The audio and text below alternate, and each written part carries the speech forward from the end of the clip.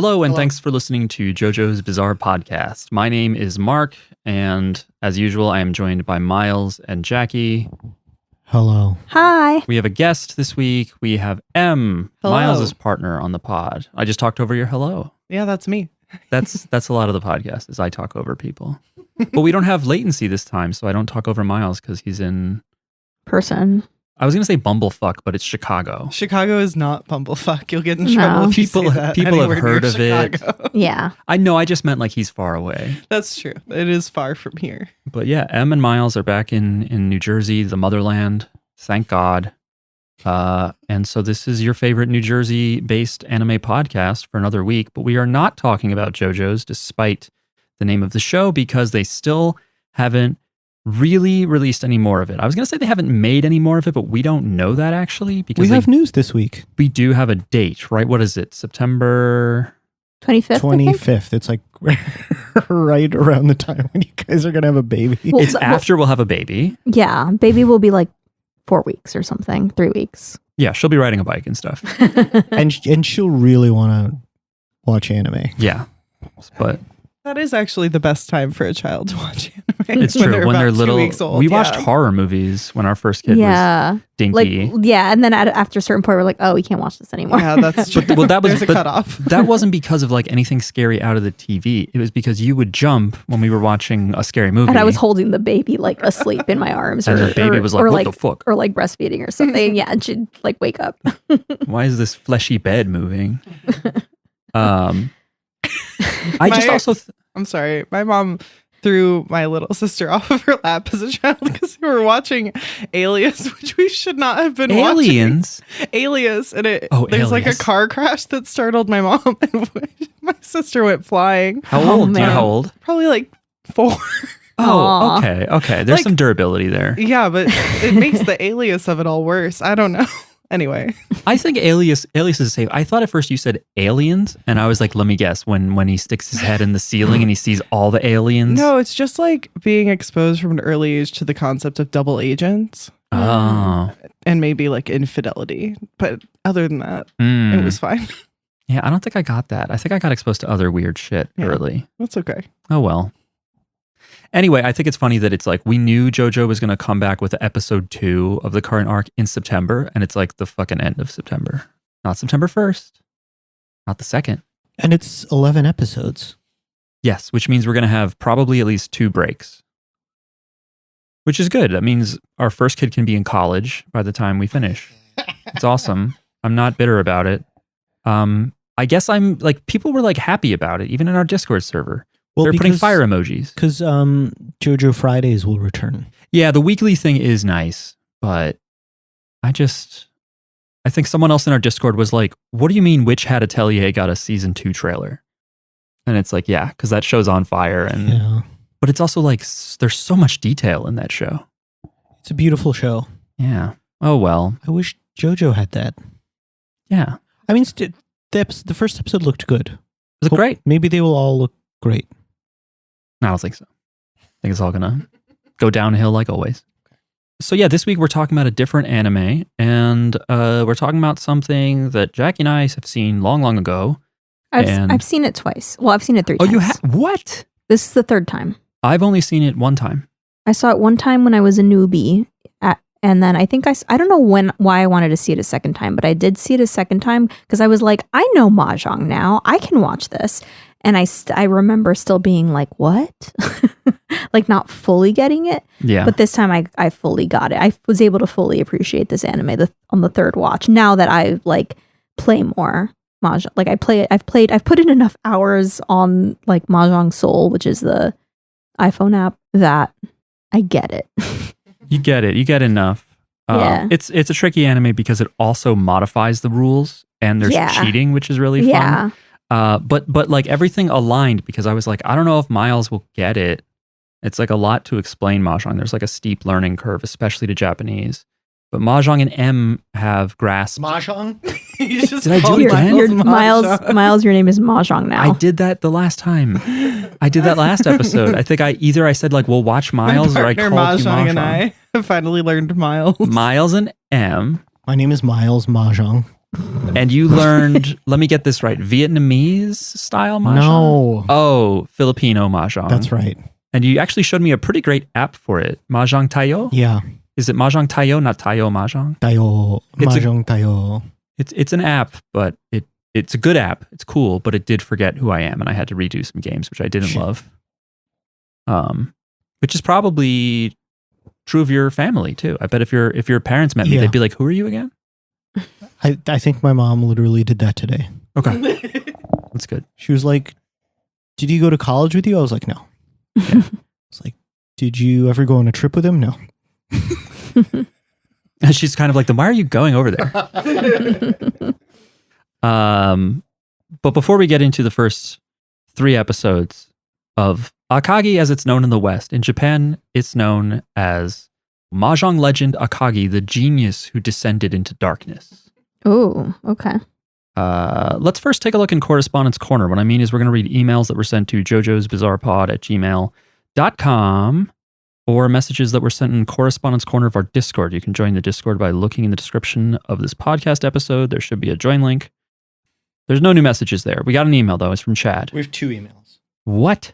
This email is from our man in Italy. It's just Marco. And the subject line is Oro. Anyway, let's start with the first half of the stands renames of part 6. Made in Heaven becomes Heaven is Falling Down by Sana/Sajo no Hana. I just don't know them. I add my Me little either. commentary at the end of the sentence so it doesn't have to be a long, like we don't have to expect much. We're doing. Right, that would have been horrible. Planet Waves becomes Wonderwall by Oasis. Okay. Stone Free becomes Break On Through by The Doors.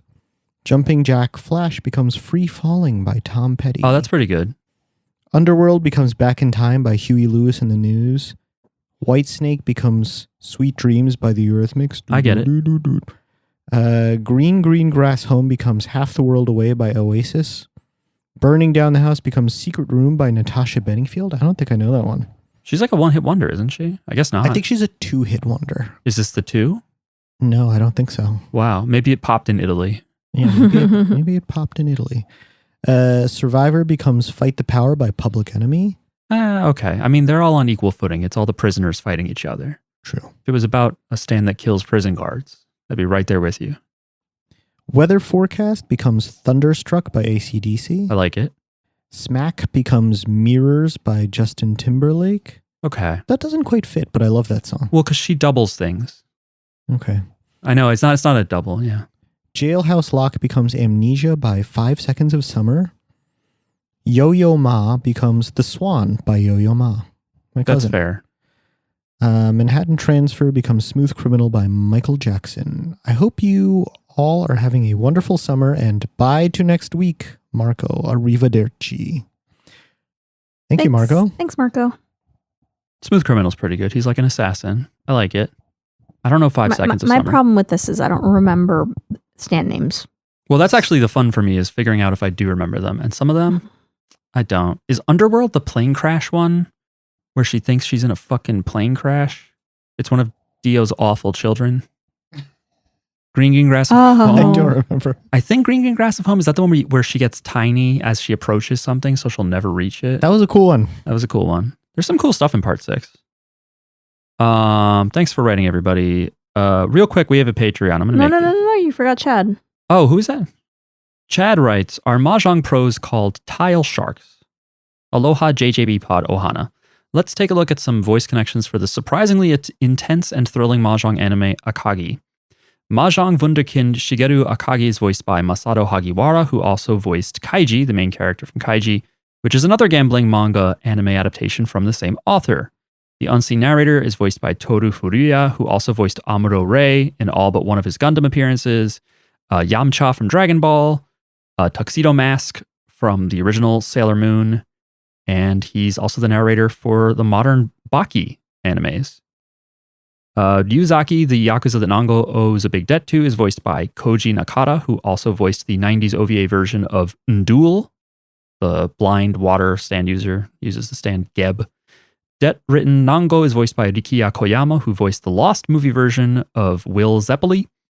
Surprisingly corrupt police detective Yasuoka is voiced by Tesho Genda, who also voiced the TV version of the fake Captain Tennille. Yakuza representative Yagi is voiced by Wataru Takagi, who also voiced Part 4 Jobro Okuyasu. For all the conveniences of modern anime watching, I swear finding a reasonable way to watch Akagi was very annoying. Still, it was fun, and even though I know zero about Mahjong, I feel like I started catching on as the show progressed. Well, I hope everyone is doing well. Mahalo, Chad. P.S. Have any of you tried or heard of the Japanese card game Hanafuda? I feel like it shares a lot of similarities to Riichi Mahjong, so I recommend checking it out. Fun fact, Hanafuda cards helped pave the way for the company that is Nintendo. Cool. Yeah, Nintendo, founded 1895, originally did Hanafuda cards. And I briefly learned it because of the 50-in-1 collection of games that they put out for the Nintendo Switch. You guys don't know that one?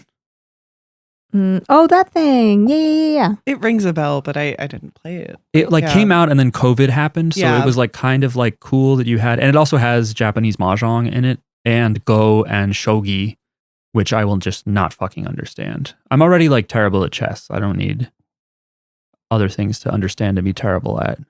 Is Go? I feel like Go's easy. No, I'm sorry. I said Go and Shogi. Oh, okay. Shogi, I think, is, and they even had an easy babby version called mini Shogi or something. And I still said, no, thank you. It's too much. I can barely keep up with Mahjong. But yeah, I briefly learned Hanafuda from that. Nintendo did a bunch of businesses between video games and Hanafuda. They briefly had love hotels. They managed little hotels for hookups. Okay. It's weird they didn't put that in the Mario movie, though. They didn't put any... No references to that? Quick little fuck capsules in the Mario movie or the Mario Galaxy movie, which we have now seen both of. Jackie was kind of in and out on Galaxy, though. You were kind of doing stuff. I wasn't really watching it. We didn't watch that one. We didn't see Galaxy yet, but it's because our kid is Mario age, so he will want to watch it, and I don't need to watch it 100 times. Yeah, more than that. That's fine. Oh, yeah, that's fair. Yeah, our daughter asked about K-pop Demon Hunters. She was like, I want this. And just pointing, she's like, the purple, and it's the girl with the purple hair. And I was like, oh, I think we'll show that to you when you're older. And we're not going to do that, I think. Well, I don't know. At some point, if she wants to see it, I'm not going to stop her. If all the other kids at school are watching it, I would watch it. If it gets to that point, I don't like the fucking music. Okay, you don't have to I would. You're not going to like any of the kids' music shit though. That's never what it's bringing to the table. Frozen 2 is not bad. That's what our kid is really obsessed with. That's fair. They're not bad. I'm sick of it. I like the first Frozen better. The songs are better. Well, Let It Go was overplayed from the moment I heard it. But all the other songs, I forget Let It Go. I don't care about Let It Go. All the other ones are better. Yeah. The Snowman has a better song. The Snowman song is better. Olaf Anna song. has a better song. Don't remember it. All of them, they all have better songs. Frozen 2 is a good story, but it makes our kid won't watch it because it makes him too sad, which is accurate. That's fair. But K-pop Demon Hunters, I feel like our kid was scared of, but I don't know. I think that's what I said to our daughter. I think I was like, it's kind of scary. We'll watch it when you're older, and hopefully by then it's just totally faded from. Yeah, maybe. But they'll have be a different annoying thing. But yeah, or they'll have 4 more K-pop Demon Hunters. Yeah, I don't think your kid says 6, 7. No. But our kid does, and your kid will miss that, but it will be some others. There's just no escaping it. Mm-hmm. Yeah. I have this weird thing I've been thinking about actually, where little suburban white children have been talking like black dudes from the hood because that's become net speak. You have 6-year-old white kids calling each other bruh and stuff. And that's just how people talk in games and on Twitch streaming culture. And it's weird because I wouldn't feel comfortable being we don't talk like that. You know what I mean? That sounds like I find something wrong with it, but it's just going to be weird. Do you guys know what I mean? Yeah. But you're right. Saying we don't talk like that. Would that be bad? Sound not right either. Yeah. But I don't want my daughter to turn to me and say, that bitch gas. I don't want to. I don't want her to say that. If she said it now, it'd be really funny. But when all the other kids are saying it, and I'm like, you guys, you shouldn't. You don't talk like that, Like they're all a bunch of Aquafinas or something. And she's the from amazing Queens. thing is the character in this anime is basically as young as the children we're talking about. Like this 13-year-old. When they said he was 13, I was like, no way. Like, there's a lot of unbelievable things about the character. Would have loved the Mario movie. Does he get like? I hope that the anime. Yes. Okay. There's a time jump. Most of his story takes place when he's 19. Okay. Because I forgot about that, I thought he was lying because they're like, you're big for 13. So I thought he was like 17, but bluffing. We'll get there. Anyway, the Mario movies I thought were pretty good. I think I finally realized how Marvel bros feel, where I'm like, that movie, it's like they're both kind of not great, but because of all like the fan service stuff, I was like, what a good time. I loved it. There's a bunch of inaccuracies that don't line up with game world mechanics. When Mario and Luigi have star power, they shouldn't be able to bounce on things. Anyway, real quick, we have a Patreon. If you go to patreon.com/jjbpod, you can support this dumbass show for as little as $1 a month. If you pledge at the... We should just do the Mario movie. One of these, maybe for next April Fool's. But then we open ourselves to all the other inferior Western animation. Oh, for April Fools. Yeah, for April Fool's. Yeah, that's fine. April it's like Fool's Shrek. is when we do something fun. Yeah. Yeah. Or something As dumb. opposed to the rest of the show. Yeah, No, the rest of it is we're like all business, Yeah. very serious. Next April Fools, let's watch Stalker. Let's watch Andrei Tarkovsky's Stalker. Average shot length, 2 minutes. Soviet sci-fi. Yeah. Anyway, Patreon. There's also a $3 tier, where if you pledge there, we'll say thank you and read your nickname on Patreon, which you can change. You can make it whatever. It doesn't have to be your email. We won't read that. But Patreon is also where if you pledge at the $15 level for 1 month, it sounds expensive, but you can just turn it off so you don't forget. We'll do an episode of our podcast about an anime you like or don't like. It doesn't matter. And we'll watch 3 episodes of it. And they don't even have to be continuous. They could be 3 random episodes, even though when we've tried that, it doesn't really go that well.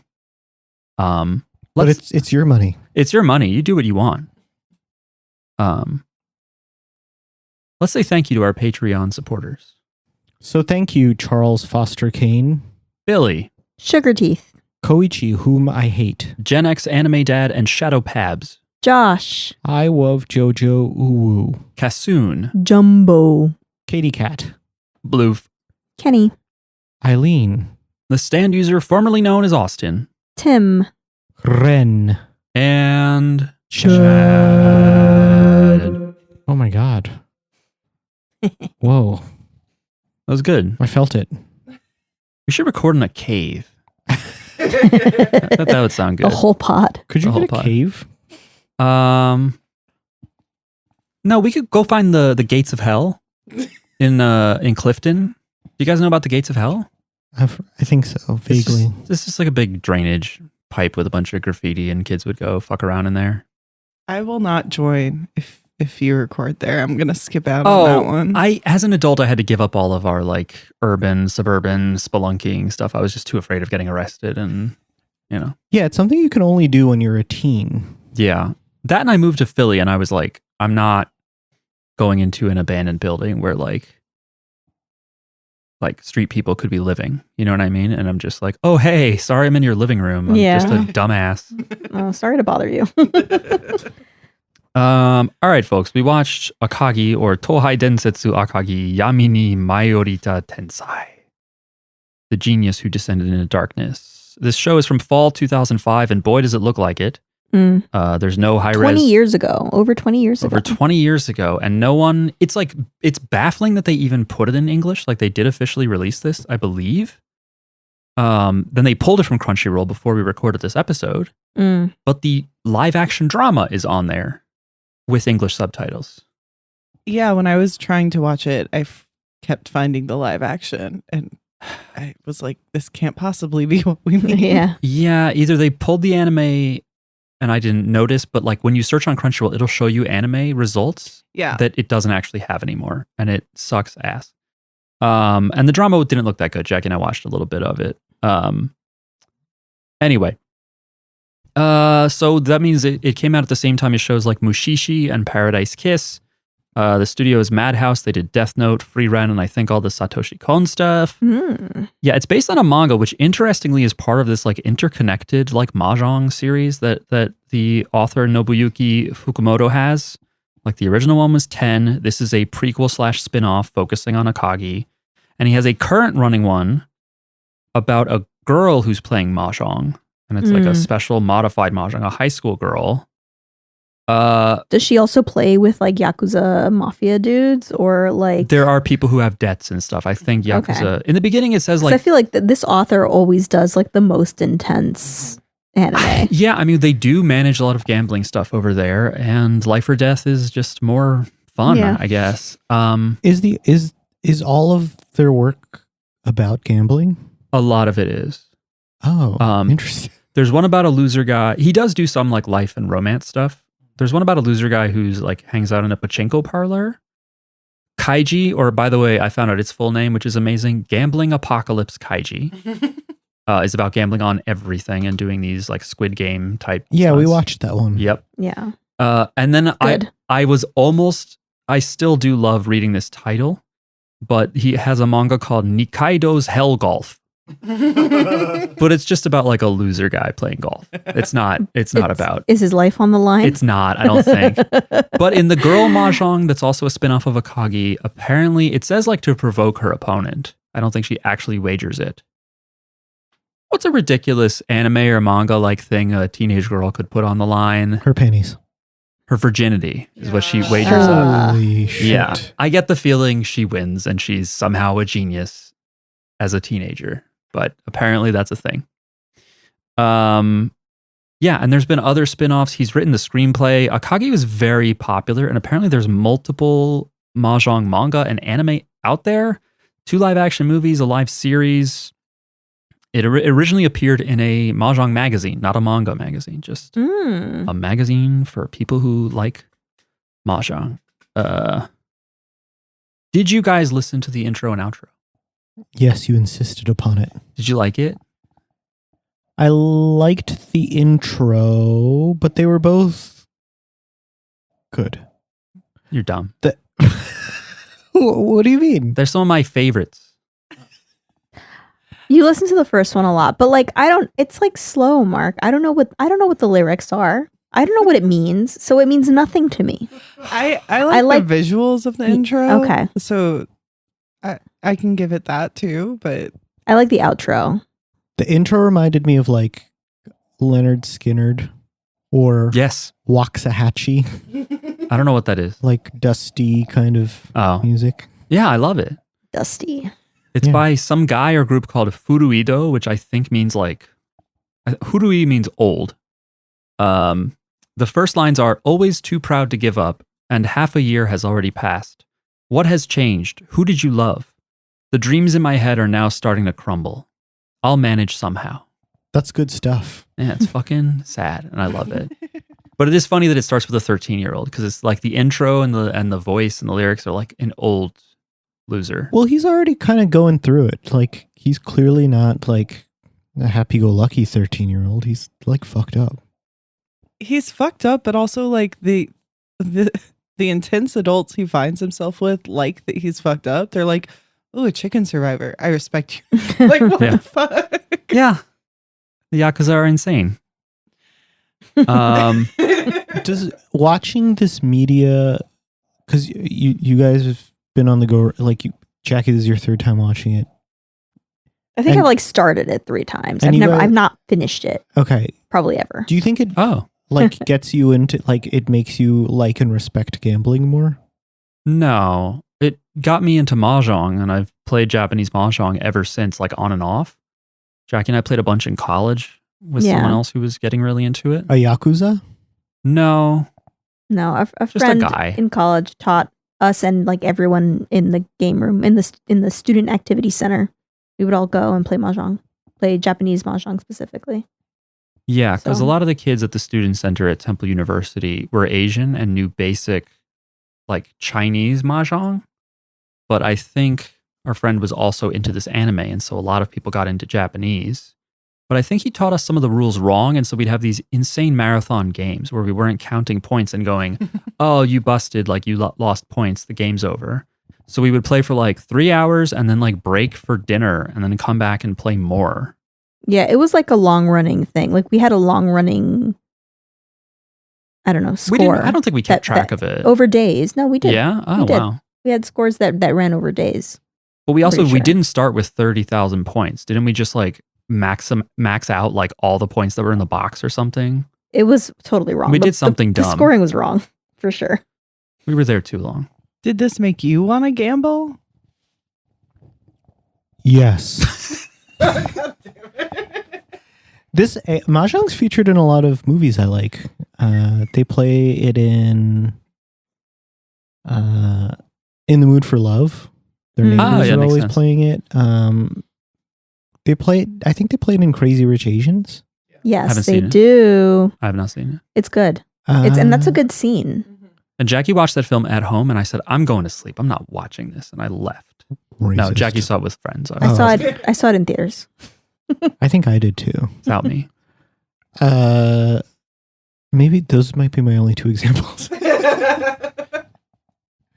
Yeah, it's pretty common over there. But yeah, apparently I think more and more people, at least in like the gamer sphere, are getting into Japanese Mahjong now because of free to play apps like Mahjong Soul, which we talked about, which is it's like also a gacha game, but it's a pretty decent tutor for Mahjong. And Ricci City is one, and again, it's on the Nintendo 50-in-1 World Games. Well, you've been trying to get Em and I into Mahjong for a while, and apparently it's like becoming popular in Chicago. So I actually signed up for. I registered interest in like somebody who teaches Mahjong lessons, but then Em and I both happened to learn it at a Filipino community center in Chicago. We learned how to play Filipino Mahjong, which is much simpler than the version being played in this show. Yeah. And not for money, I should add. Which is weird because Mahjong Tayo has money. Yes. Even at the family table. I'm sure people do play for money. You should start encouraging everyone to play for money. But it's probably like I will. You're playing with like $2. Like everyone's putting in like $2 or something. Yeah, like Mahjong Tayo, the first table you start at, like I think it's $1. I mean, that's how it starts. The idea that any of us are going to walk away wanting to gamble from this makes me feel completely insane. Yeah, I think not the lesson I took away. I'm very risk averse, but I like watching these shows that are like it's like stressful, like you're in a very dangerous situation, because not only are they gambling for big money, but they're also cheating with the Yakuza, who could like they'll fucking murder you. They'll take your finger for nothing if they catch you cheating. Yeah, I don't want to jump too far ahead chronologically, but the idea of just like winning so much money and then being like, what if you just keep letting me win? Knowing that you're playing with someone who will just kill you. Yeah. I just was like, this feels not worth it. My note from like episode 2 was like, or episode 1 when he's like, no, let's go again.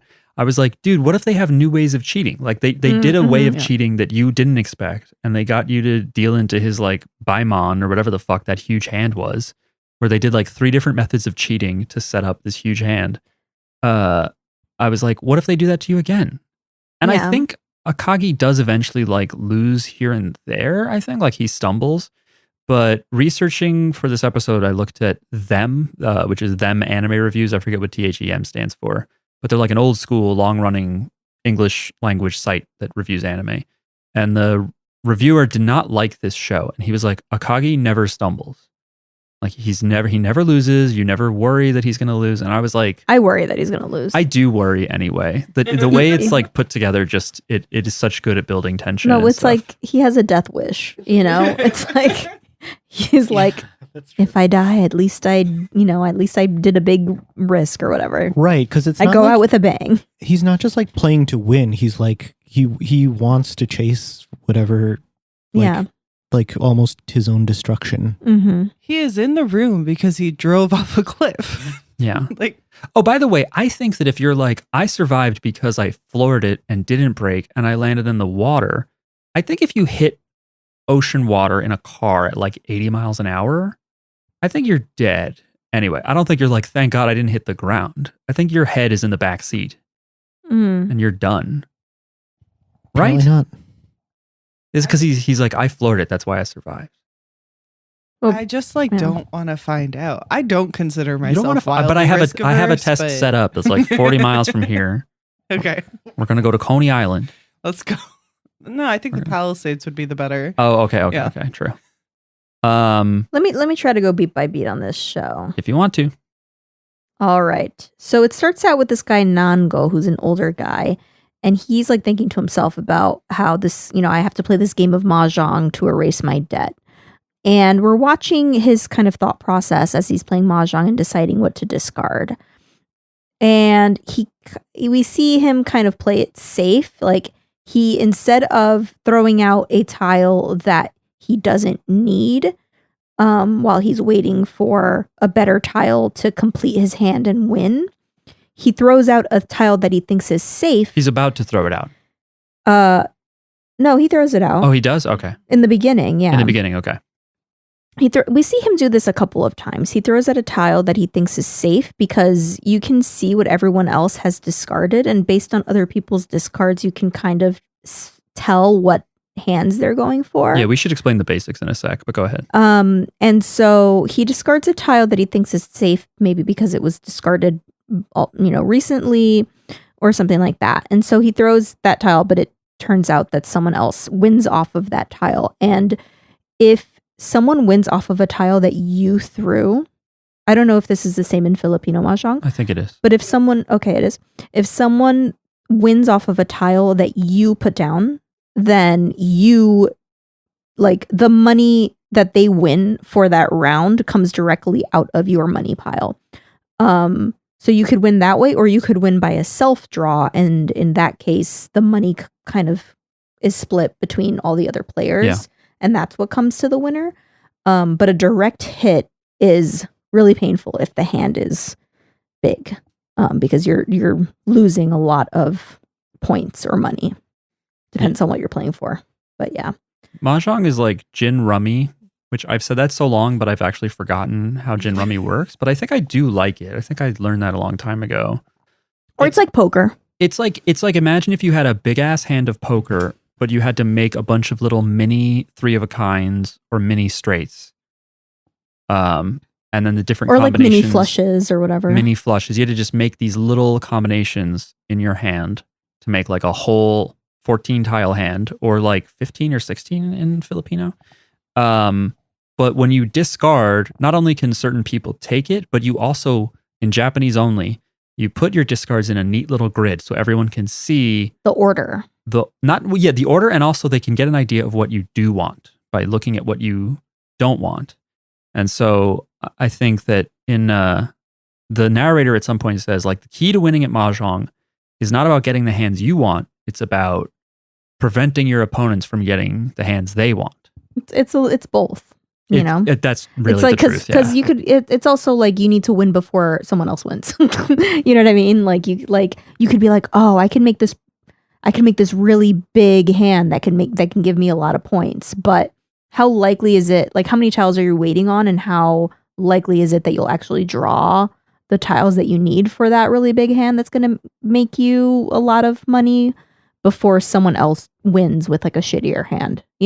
Yeah, but the thing about Mahjong, and I've noticed this when I was playing online today, is that it's like you kind of have to play to your opponents, where if everyone's kind of a beginner, then they make these like simple hands that don't give you a lot of points, but they're easy to make and they come out fast.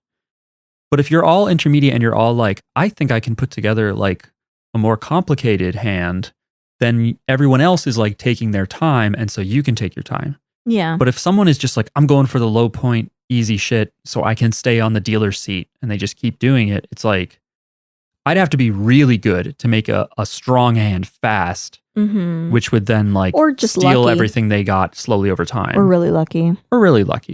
Yeah. So some Mahjong house rules ban the easiest baby mode hand that you can make in Japanese Mahjong. Which is all simples. All simples open. Open. So meaning 2 through 8 of any of the. Well, I don't know. Make any kind of set using no dragons, no winds, and no ones or nines. Basically, yes. Japanese does not use flowers. I don't really remember. I think flowers are just bonus tiles. In Filipino, you just replace them. They're just like yeah. Like wild cards. They're still dealt to you, but you toss them immediately. They're not wild cards. They're like free redraws. They can come up when you redraw. You don't replace. I mean, it can depend on the rule, but like if you draw them when you're actually playing, it's basically like your draw got skipped because you drew something that's useless to you. And I think the app doesn't do it like that. I think the app I do replace it when I draw it. Interesting. I think. But again, the app Mahjong Tayo, I'm like, I'm still like in the beginner mode, so I wonder if it's not telling me stuff. Well, and it just, I think that can be a house rules thing. It's not like a consistent Filipino Mahjong. Yeah, Filipino also doesn't have, there's no dragons or winds. Yeah, I mean, it was taught to us, like the people who taught us explicitly said it was like the simplest Mahjong. Like, we get to ignore a lot of stuff. Yeah, it's real cash. Because we've learned, I don't know, some we other learned like basic Chinese with flowers, Chinese, but like we didn't really stick with it. I think once we got the hang of Japanese, I think maybe we learned that first or something. Like we learned that I feel like early on because it was easy. It was easier to learn, and then once you get the hang of that, then you can add on the like Japanese Mahjong rules. Because I think like pretty much you just need to make 4 sets in a pair in Chinese Mahjong, whereas in Japanese Mahjong, in Riichi Mahjong, like you might get your 4 sets in a pair and it might not be a winnable hand because it doesn't have Yaku. It doesn't have Yaku, which is like just like hands that are allowed. It usually means that there's some kind of pattern to your hand, basically. Can you explain a little bit of Riichi? Like, yes, because that comes up enough in the show that I feel like Riichi is unique to Japanese. Yeah, I love it. Yeah. So you can have a hand that's open or closed. So an open hand is if you're calling from other people, you've opened up your hand. You've made a set from someone else's tile that they discarded. If you keep your hand closed, which means you are not calling from anyone, you're just relying on your draws.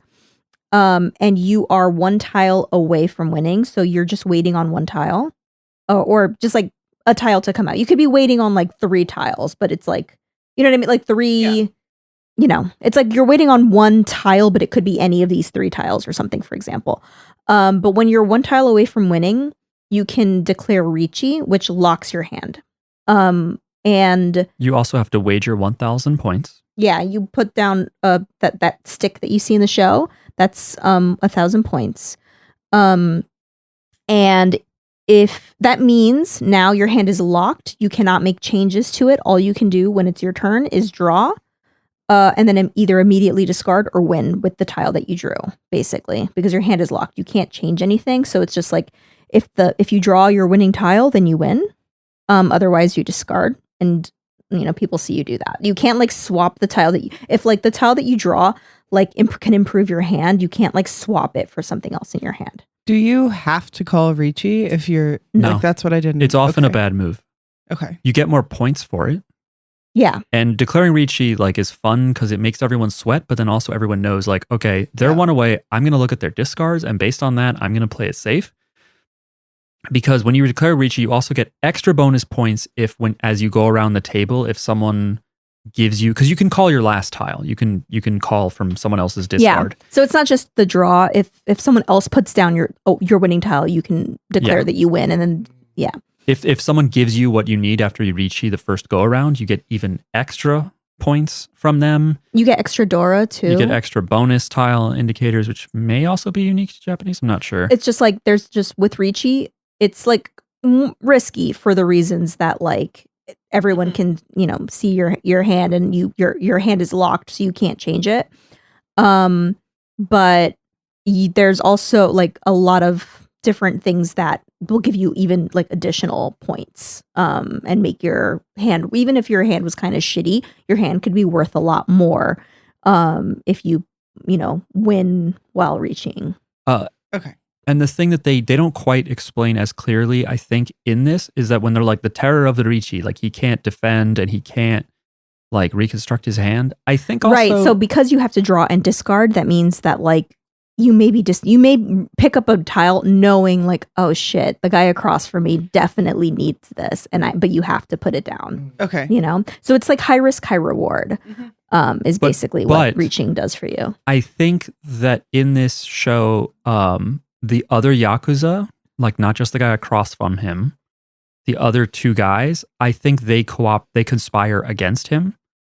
So they're able to like skip him, or because he Riichi, they know like, all right, he's one away, so we're not going to give him what he wants. We're just going to help the other guy. So yeah, because they have predictable behavior now, in terms of what he draws, he has to put down if it's not a winner. Like that's its weakness. But it's fun. And then when you do it too, if you're like Reach and you throw your 1,000 point stick in, if someone wins before you win, they get that 1,000 point stick too. Okay. It's like part of the pot. Because otherwise there's no pot, there's no wagering in Mahjong. It's always your hand and who gave it to you. If someone gave you your last tile, has point values and you have to calculate them. And it's better to just get a fucking app and just put your hand in the app and it tells you. It's really complicated. And I think that the version that we watched, which was not official, they flashed the rules on screen so briefly. They did not explain when he says mentan pin, like what the fuck. Yeah. They like they try to explain it, but they don't explain they're mashing 3 different hands together. I took notes though on the hands because I was like, what is it? No, but I understood it. So yeah, Nango, he is kind of playing it safe, and he ends up dealing into the other guy's hand anyway, which is scary and stressful for him because he already owes a lot of money, 3 million yen, right? 3 million yen in 1950s money or whatever the fuck it is. And he's trying to win to erase his debt. I think that if he loses, does he get more into debt? Yes. Yeah, and they'll probably just kill him. Like he can't pay it.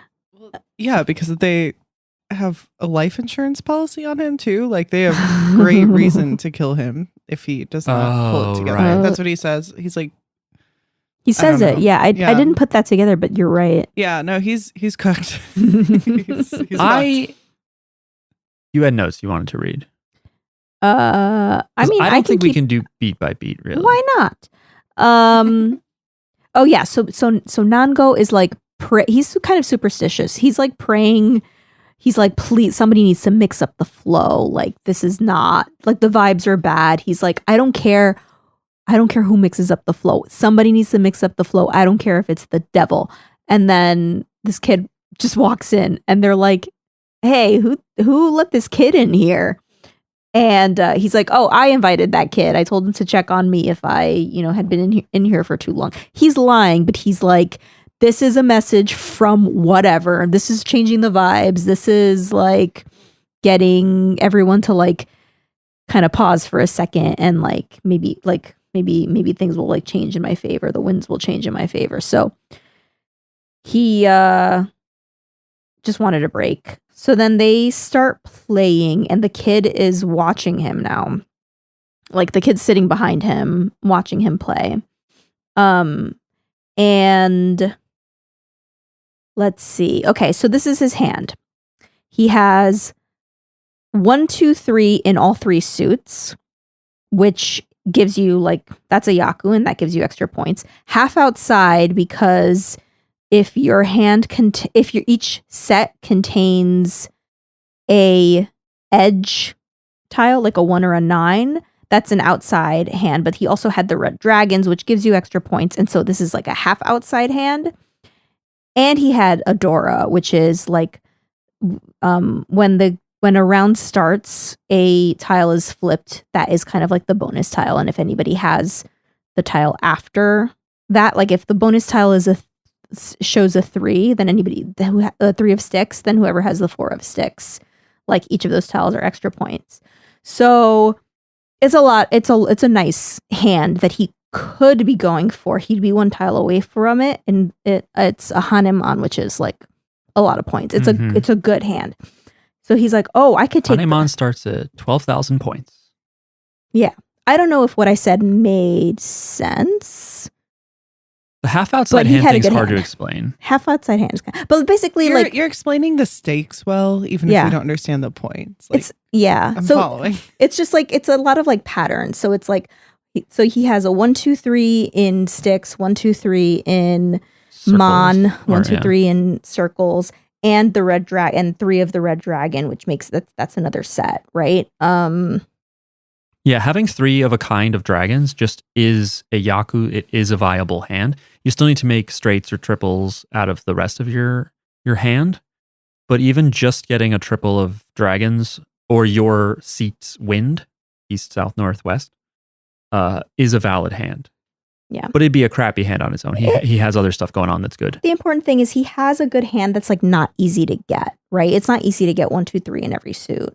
And having them be like on the edge of this, like a glory edge of straight. I don't know, straight edge. So he's like thinking to himself, he's like, ooh, I could take the lead. The problem is someone else is reaching, which means that someone else is 1 tile away from winning. And if I end up discarding the tile that they end up winning with, that could be really bad for me. So he wants to avoid that risk, and he's about to play it safe and kind of throw away his hand, because if he, he's 1 tile away from winning, but if he throws a tile that he thinks is safe, he kind of like blew up his like really good hand. So he's about to do it. And then the kid behind him is like, your soul is dead. The 13-year-old. The 13-year-old kid is like, you're a fucking pussy. He says like, you won't, he's like, surviving alone is dying or something like that. Yeah. You're scared, basically. What he's saying is like you're playing not to lose more than you're playing to win. Mm-hmm. Yeah, he has the soul of a 50-year-old man, this kid. He says something later, I'm sorry, but I'm just jumping ahead to it while we're on the topic, where he notices the other guy's cheating, and he's like, if I brought it up, it'd probably just become a pointless argument. And I was like, no 13-year-old has that foresight. 13-year-olds are going to take every argument. They're going to argue every fucking point. If you're cheating, are you kidding me? First time watching, I was kind of just waiting for him to be the devil. Yeah. The actual devil, yeah. That's how he was introduced to me, and I was like, well, this is same pretending to be a preteen. He's human. Horrified to find out that's not true. Yeah, it's like, it would make sense if you were like, he plays chicken and he also knows Mahjong and poker. Like he's just a kid who got into the underworld early. But no, he's never played Mahjong. It's crazy that he's never played Mahjong. Maybe he's played some other gambling games that are similar. Okay, I'm sorry. I won't harp on the fact that he's 13 the whole time, because I realize there's more to the show. But like, a thing you skipped is that Nango finds out he's 13, and his immediate reaction is like, I'm also straddling life and death, which is such a wild thing to just say to a child. Like, yeah, he goes straight like, oh, you're a child? I'm gonna die. Like, that's well, no, because he says, well, he briefly says like, you look like you've been walking the line of life and death tonight, because his shirt is all dirty and scuffed up. But yeah, the kid's all wet. I mean, I do assume that it was like, you know, the beginning of Goodfellas where Henry Hill's a kid, but they're like having him park stuff. Like, I think in the 50s, the mafia was like perfect, a teenager. It was like, I listened to like Behind the Bastards, and they like a lot of like historical evil people just got their start very young, because it was a time where you had to just do shit. But I don't know, just like trying to relate to someone so much younger by being like, I see that you're on the edge of death, me too. Just like a metal way to like introduce yourself to someone.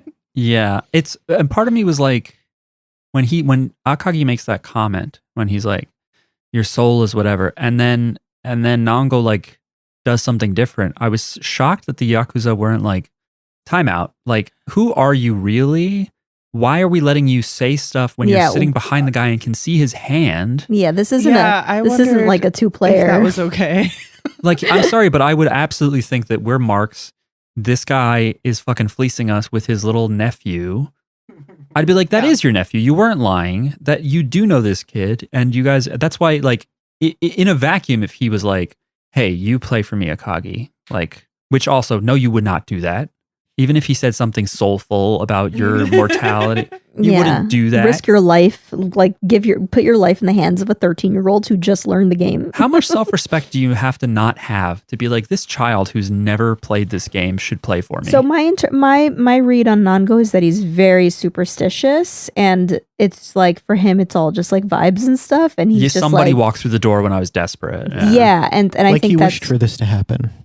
Yeah, and like when the kid like kind of has some like good advice, he's just like, you know what, this, that maybe this is how what's meant to happen. That's kind of true, thing. but I'm still shocked that the Yakuza allows for this because at face value, someone being like, hey, this 13-year-old that I don't know who's never played the game can play for me. I can see the Yakuza being like, sure. Yeah. But they should also, when Akagi talks to him from his back, they should be like, hang on, this kid knows ball. Yeah, you guys know each other. I think in real life, well, or even just like maybe in real life, they would just be like, hey, no like talking, no conspiring together. I mean, they're supposed to know each other because Nango's like, I told him to check on me. It's the cops who are like, they're being lied to. But I was watching and I was like, wait, are you allowed to cheat? And are you allowed to help each other? Because that's like a lot of You're not supposed to do that. No.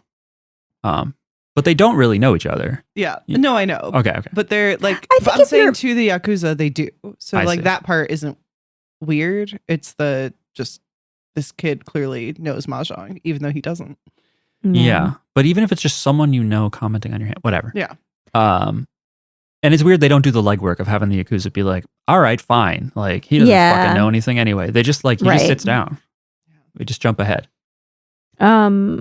So he ends up listening to the kid and discarding the 5 instead of the 5 was a number he didn't need. Was a tile that he didn't need because it's not part of that. He 1, thought 2, 3 the 5 set. would be risky, but he was like, my hand is too good. I'm just going to discard the risky tile, which I think at different skill levels, Mahjong players might have very different feelings about. But I can't speak from a position of authority. I'm not an expert. I think I don't know, it depends on where you are in the game and like and where you are in life. Do you owe the Yakuza 3 million yen? Well, the thing is, like, you're never gonna win back. You're never gonna clear your debt if you are just playing to not lose. So true. It's like you have to gauge like, okay, how risky really is this tile? Because I could win with a really good hand, and like, what are the odds that I'm going to get a good hand again? And do I know for sure that someone needs this tile? Like, sometimes it can be pretty obvious, like what someone needs, or like close to it. Like you can kind of guess, like, okay, this is the realm of what this person needs. But unless you're sure, let's cringe and put it down. And it's fine. He plays it and it's fine. And so it turns, and then there's like kind of like I don't know who is this. The narrator tells us that like if he was going to put down a 2 instead, which is like what he needed for his like good hand.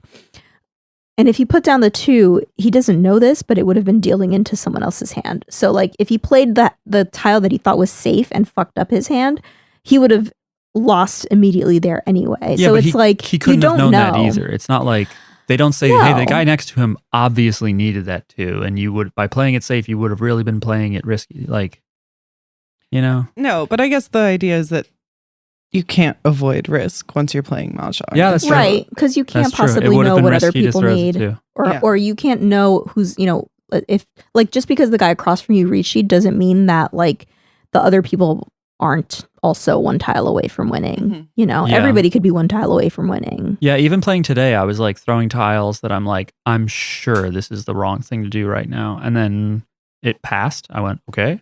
And then the opposite would happen, where I'm like, this is safe. And then some other dickhead calls it. Because when you play Mahjong online in a lot of games, there's a little indicator light that flashes, right? And if you throw a tile and no one could call it, the light quickly moves to the next person, the person to your right. But if you throw down a tile, and this is in a Mahjong video game, it gives people a few seconds to make a decision. You guys have seen that? And so when you throw out a tile and your light keeps blinking, you're like, oh, fuck, someone has a prompt where they could, I don't know if it's pon, kan, chi, or don, but Ron is the scary one. That's todas in Filipino. That means they win. And so it's fun and scary to throw out a tile and just be like, the light is blinking. Like, what is someone going to do? And then it passes anyway. Yeah, it's, I think, pung, gong, and chow in Chinese. But it's pon, kan, and chi, which are in the lyrics of the ending song for this show. Yeah, the ending theme is done by Maximum the Hormone, who also did a Death Note opening. It's very screamy. I like them a lot. They're inspired a lot by System of a Down, but I prefer them to Soad. I like System of a Down. Well, you're allowed to. I like some System of a Down. They were my favorite band when I was like 12. Yeah. That's a good band for a 12-year-old. Thank you. When I was like 13 and 14, I was really into Korn and Limp Bizkit. I think System of a Down is better than I like both System of a Down. System of a Down is better than Korn a young and Limp Bizkit. teenager. I don't.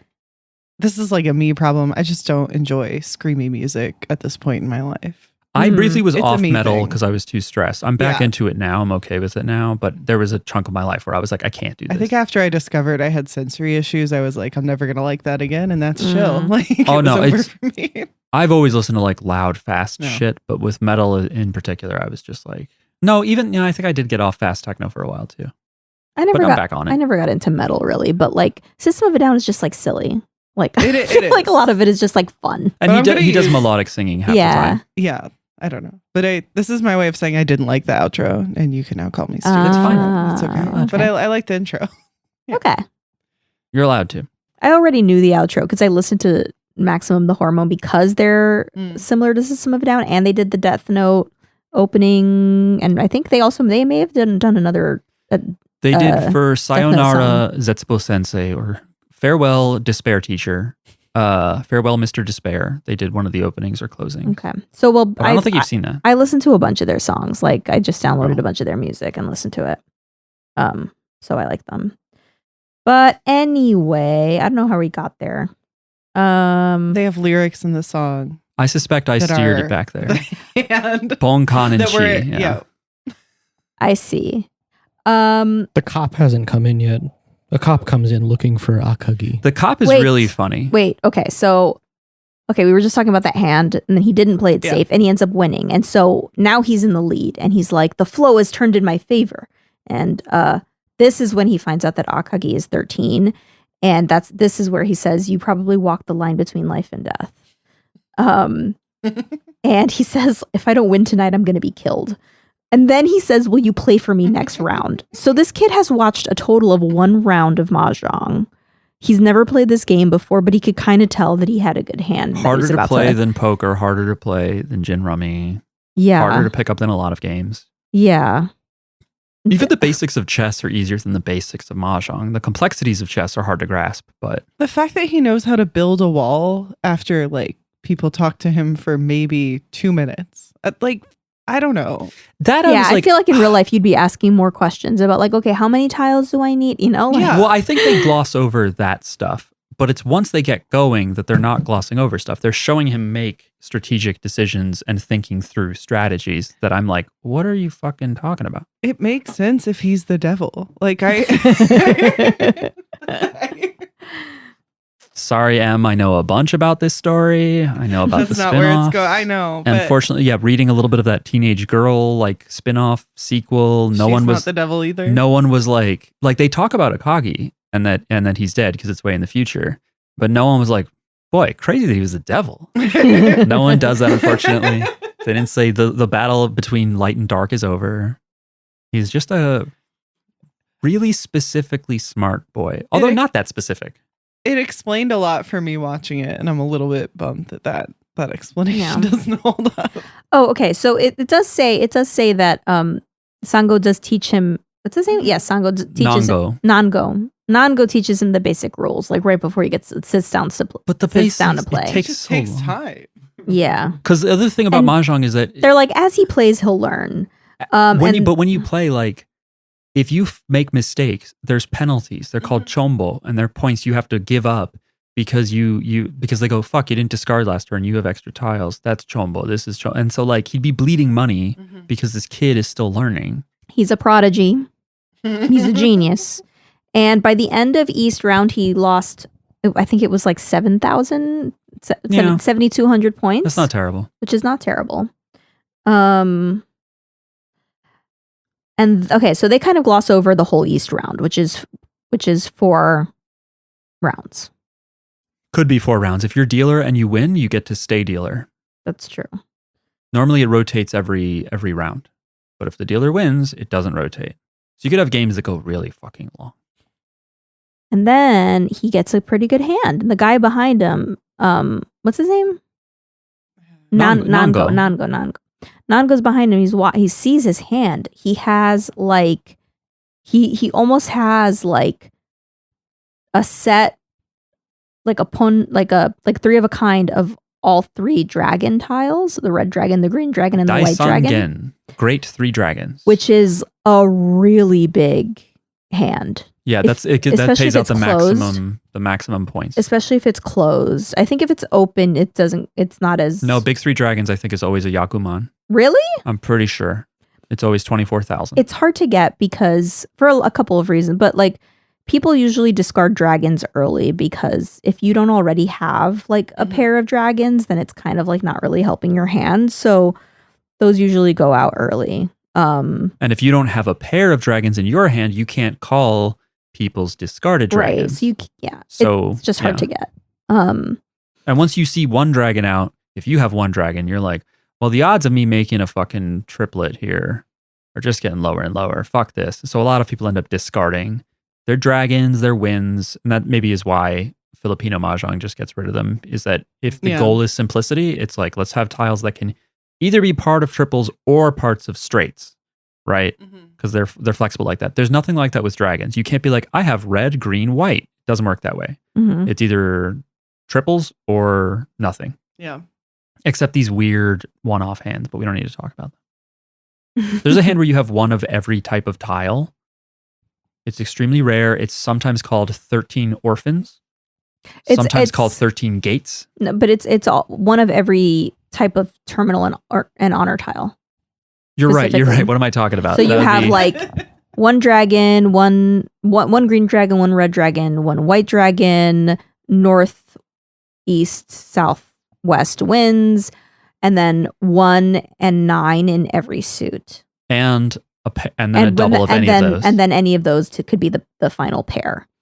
And that's a hand, but it's really hard to get. It's really hard to get. We've all tried it.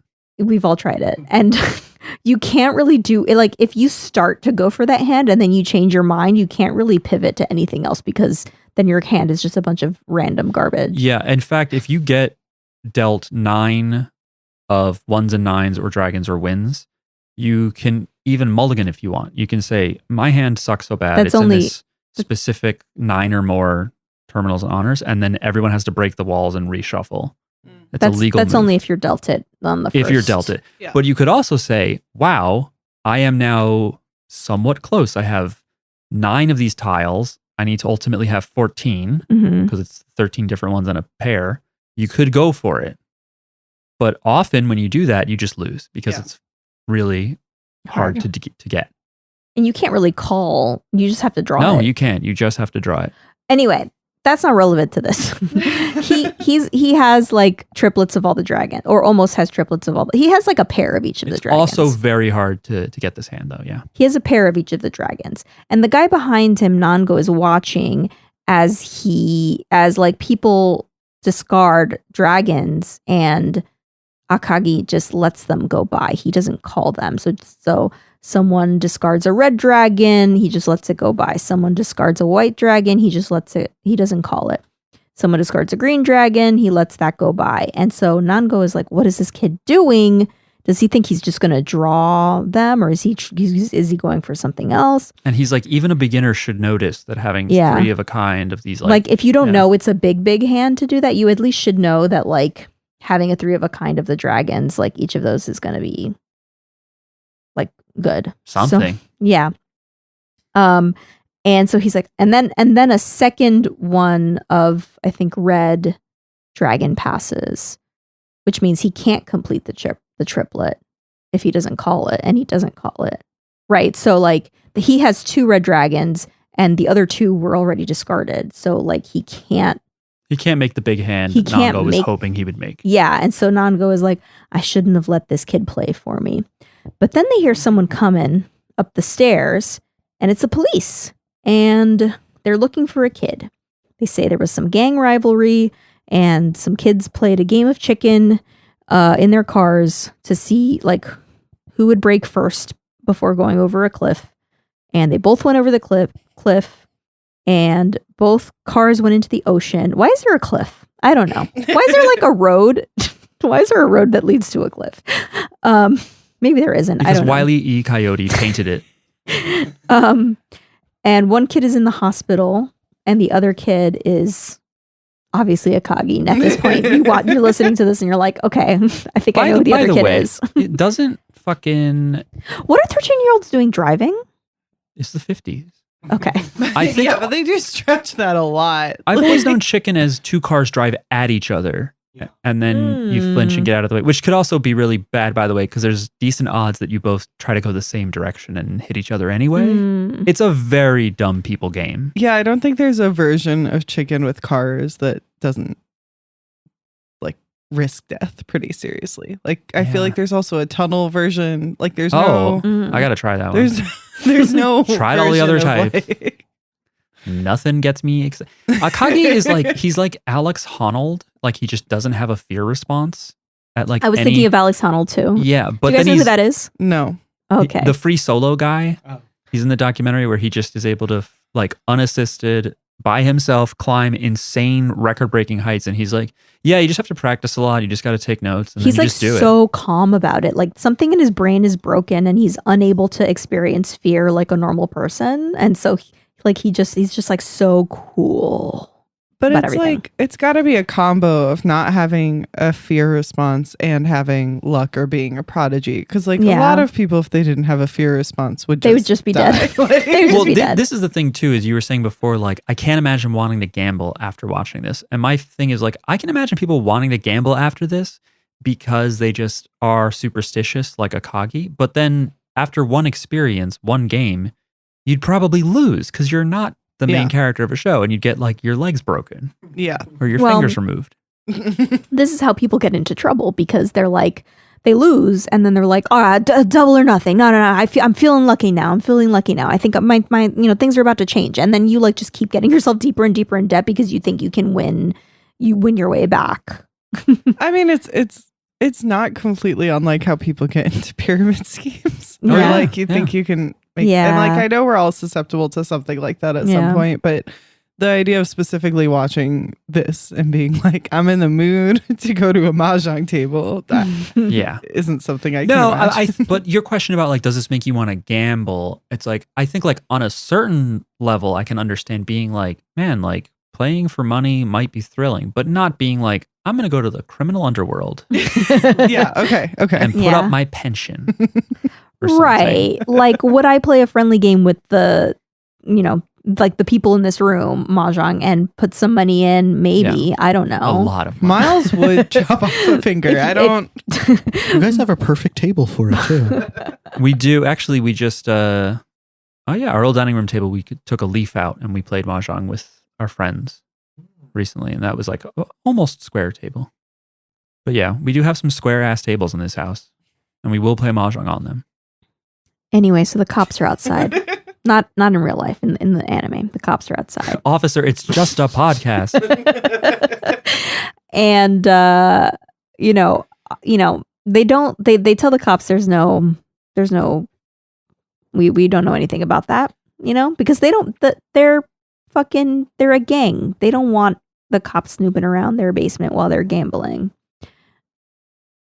Also, one of the cops is also just clearly in the gang, or at least very sympathetic to them. So well, we find that out later. But yes. I feel like as soon as they finish questioning, he's just like, my good friends, let me sit. It's like, at first I thought he was there to keep an eye on everybody. Yeah. But then they start discussing illegal things right in front of him. And I was like, okay, maybe it's like manga, like spatial, like it seems like they're really close to him, but in real life they'd be whispering and far away. But then he straight up is like, hey, I'll set up the next game for you guys.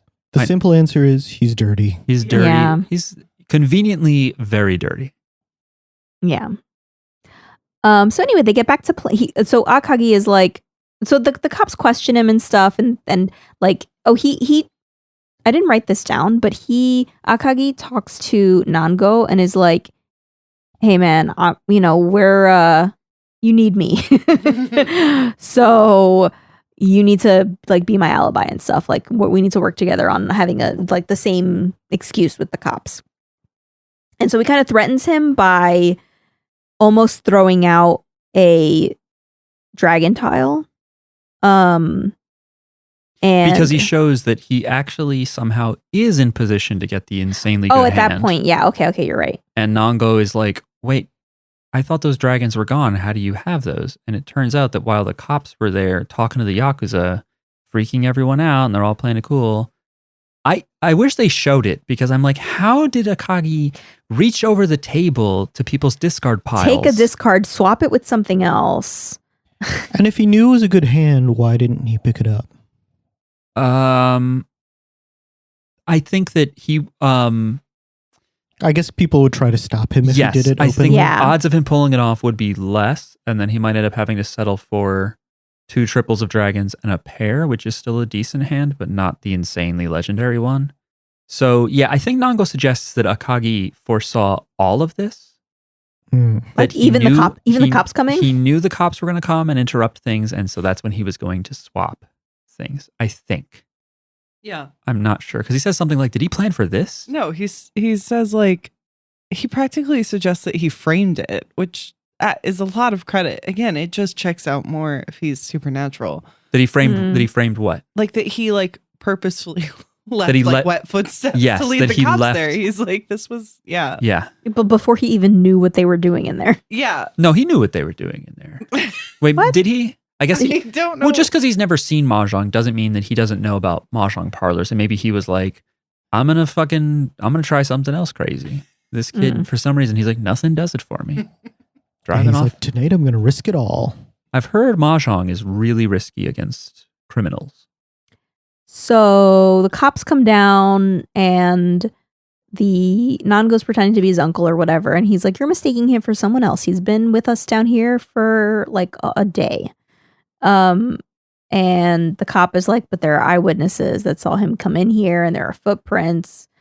And he was like, yeah, those are my footprints. I left to get cigarettes for my uncle.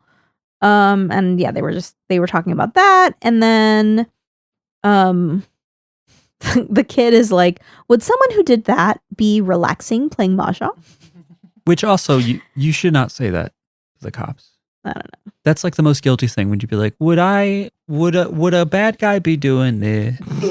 It's the most 13-year-old thing he does. It just happens to work in this universe. Yeah. Well, the cop eventually seems to, he never really believed it. Yeah. He just sort of was like, all right, something's up with these people and this kid might be interesting.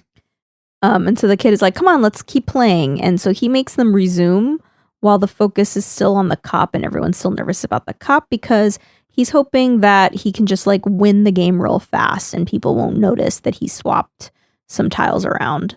And they're not going to confront him as much in front of the cops. Yeah. He's waiting on a single west tile to be his final pair. It was like, I guess, three sets, triples of dragons. And then what was his last set? I don't know. I don't know. I think it was another triple, which also then gives him 3 concealed. It's like it's insane. Yeah. By the way, real quick, dirty cop. Sorry. That was in my notes. Dirty cop. Got it. Worth it.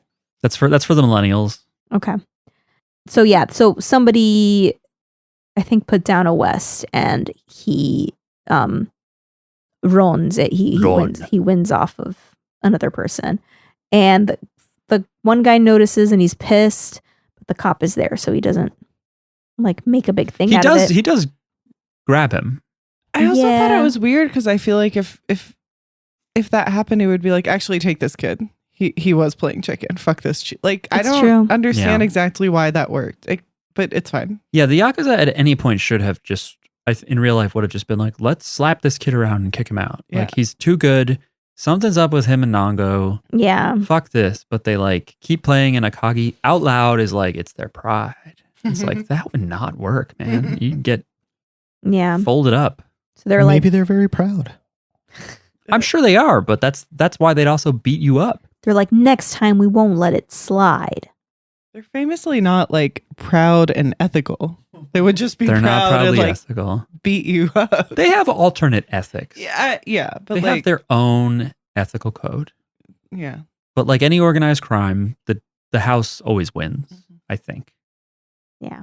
They do seem to imply that like towards the end here that they are like, well, he got out of debt. I was like, what? I didn't think you could do it. That was episode 1. So now episode 2. So they keep playing, and then he does another trick where he throws away. He was about to. He has a hand that's like one away from winning. He doesn't reach it, and he actually draws the one that he needs, but he discards it. Akagi chooses purposefully not to win and to go all the way to the end. If you go all the way to the end where there's no more tiles to draw, and nobody has won, then only the people who were one tile away reveal their hand to show that they were one tile away and get some points. They get points from players who were not one tile away. Yeah. So So if you made it to the end and nobody's won, the people that were not one tile away give some money to give some of their points to the people that were one tile away. So he did this purposefully because he wanted to see if he read what's his name, Yagi? Ryuzaki? Or no. Yagi's in already, right? They brought in their representative player, which I guess. Yeah, I didn't know what that meant. I guess Mafia it's like if two different like Mafia families, two different. They probably like stake him, and it's sort of like a knight. Yes, that he represents their crew, and they fight other Japanese families via Mahjong. Which is a nice non-violent way of settling things. Yeah. I'm sure that's what happens. Yeah, so that guy was trying to trick him into dealing into his hand, but he wanted to kind of prove that he knew he was like one step ahead of him and he knew what he was doing. So some players, like, even though you lose 1,000 points by not being one tile away from winning, if you are an advanced player, like we're not like constantly like being like, I know your habits. But if you're like, I don't want other people at this table to know what I was going for, you could intentionally make yourself not one tile away from winning. So then when the round ends in a draw, you just get to close your hand. No one can see what you were going for. But why would that matter for the next game? Just so they can get a feel for what you... Yep. Okay. What kind of a player you are. It's so much more advanced than anything we're close to playing that we don't need to worry about it. Well, I don't even play at that level where... Because they're playing at a level where like they are purposefully crafting their discards in such a way to make people think they're going for a hand that they're not going for, so that they can trick someone into like thinking that they're playing a safe discard when they're not, and like trick someone into dealing into like stuff like that. Like they're kind of crafting like they're like in everybody's head. It's a little Death Note-y, but some stuff feels they're like making fiction. It look like they're going for one thing and they're actually not. Some stuff is like fiction. Some stuff is real though. But I've definitely done a little bit of that while playing Mahjong, and it's worked because people don't expect me. People don't expect, it's like they don't expect a Jackie. They don't expect me to be waiting for like a certain tile if I like drew out some other tiles, Yeah, there's like a thing where if you throw out a 4, then a 1 and a 7 can be considered safe because of, I don't want to explain. Okay, let's not talk about that, Mark. It's not important. Well, what I was going to say is that it's like a parallel of fighting games. Myles, I feel like you'll get this. Maybe Jackie would get this too. I think you're out. It's like when you start playing a fighting game, you're like, I want my character to do the cool stuff I know how to do. And then you just focus on your own guy doing his moves. You're doing your little combos. And when both of you are doing that and you're both beginners, then it's fine. But if you're playing someone who's experienced, they know all the gaps, all like the holes in the armor, and they'll just beat the shit out of you. And I feel like Jackie and I, despite how many games of Mahjong we've played, and I think Jackie's probably played more than I have, we're still kind of focusing on our own hand.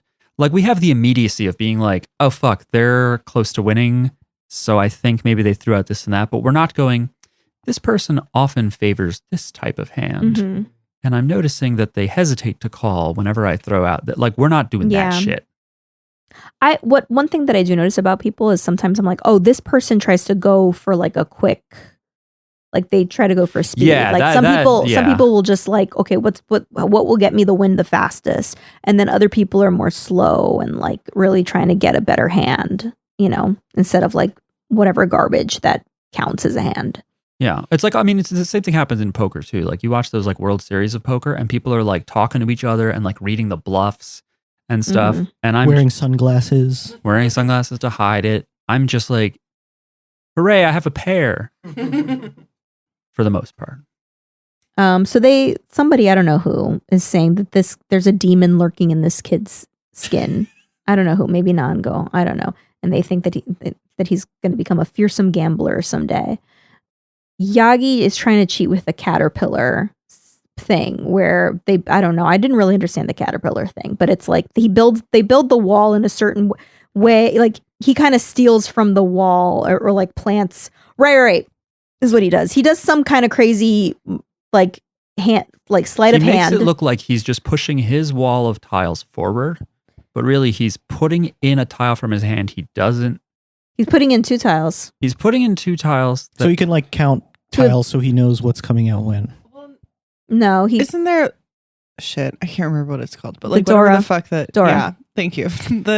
That's what he's like. He's making it so that he knows what it is. Yeah, and well, not only that, but he's putting in a 7 stick so that when it is revealed, he's putting in 2 7 sticks. Mm-hmm. So when they're both revealed, that makes the 8 sticks worth extra points. Extra. He already has 8 sticks. Yeah. Mm-hmm. So he's intentionally like shuffling things around so they'll end up in the bonus indicator space. But yeah, I feel like and again, the kid is the guest, but if I was playing with Yakuza, I might be like, don't touch your wall. Mm. Why do you got to touch just leave the fucking wall? Mm. I don't know. Maybe it's a thing that happens a lot. Maybe everyone likes it to be nice and neat and square. But I'd be like, what'd you do? You just... Well, and he does it while people like they drew their tiles and they're focusing on their tiles. They're like shuffling, they're reorganizing their tiles. So he does it at a point where nobody's really looking at him. And he already has like I think a con of the 8 sticks. 8 sticks. So he has 4 of a kind, but he doesn't like declare con yet. Yeah, you don't have to. And he thinks to himself that Akagi doesn't know the terror of Richi because he Richis, and once you Richi, you don't know how good someone else's hand could be and how scary it could be if they're like 1 tile away with like a good hand.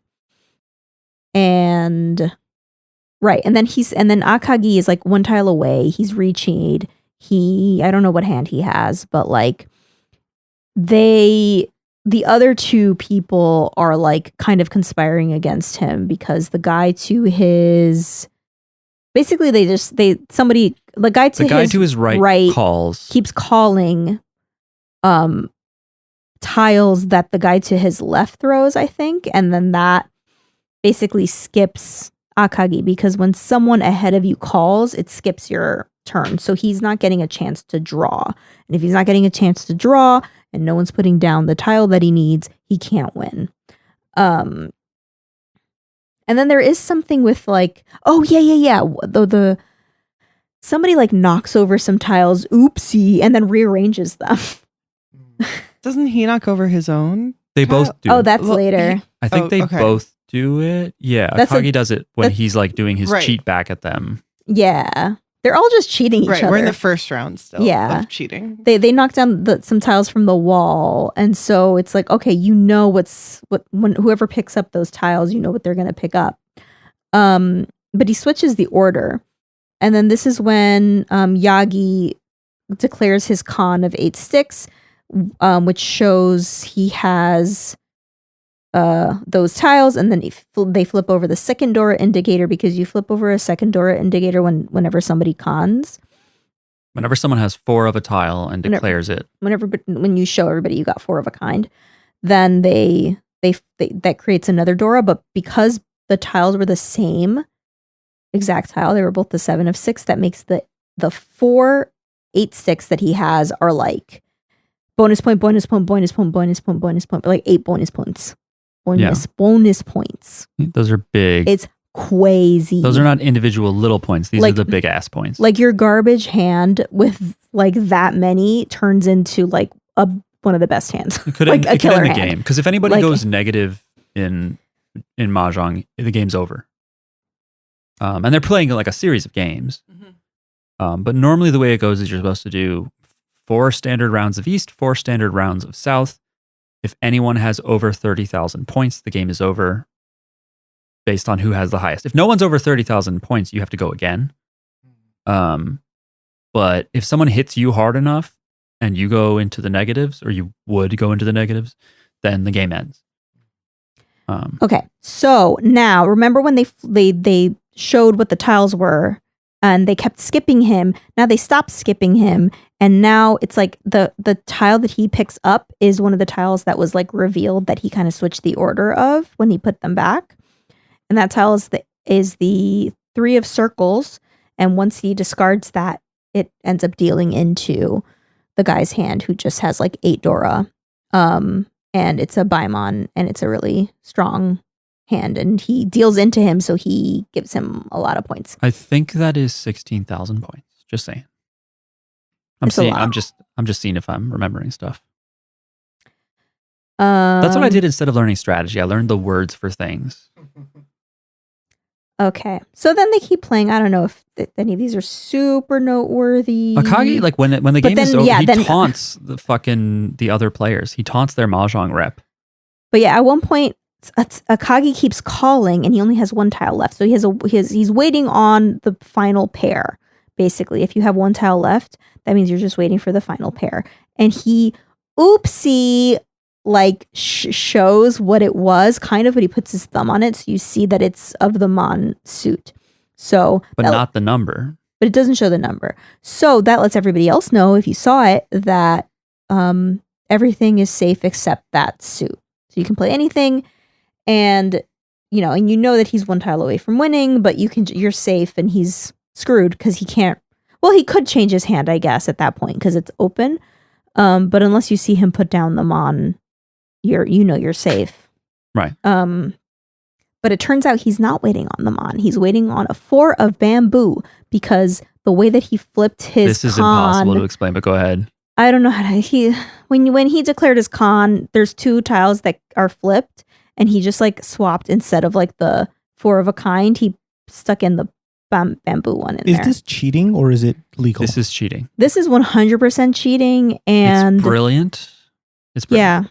And if people can't prove you did it, because that's the thing is, I don't know how he unfucks it. I don't know how he swaps out of the 4 that were supposed to be the same tile. I don't know how he swaps back.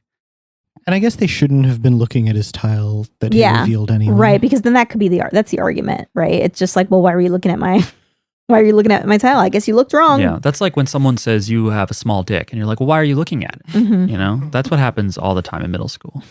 Exactly. Yeah. Were you going to say something else?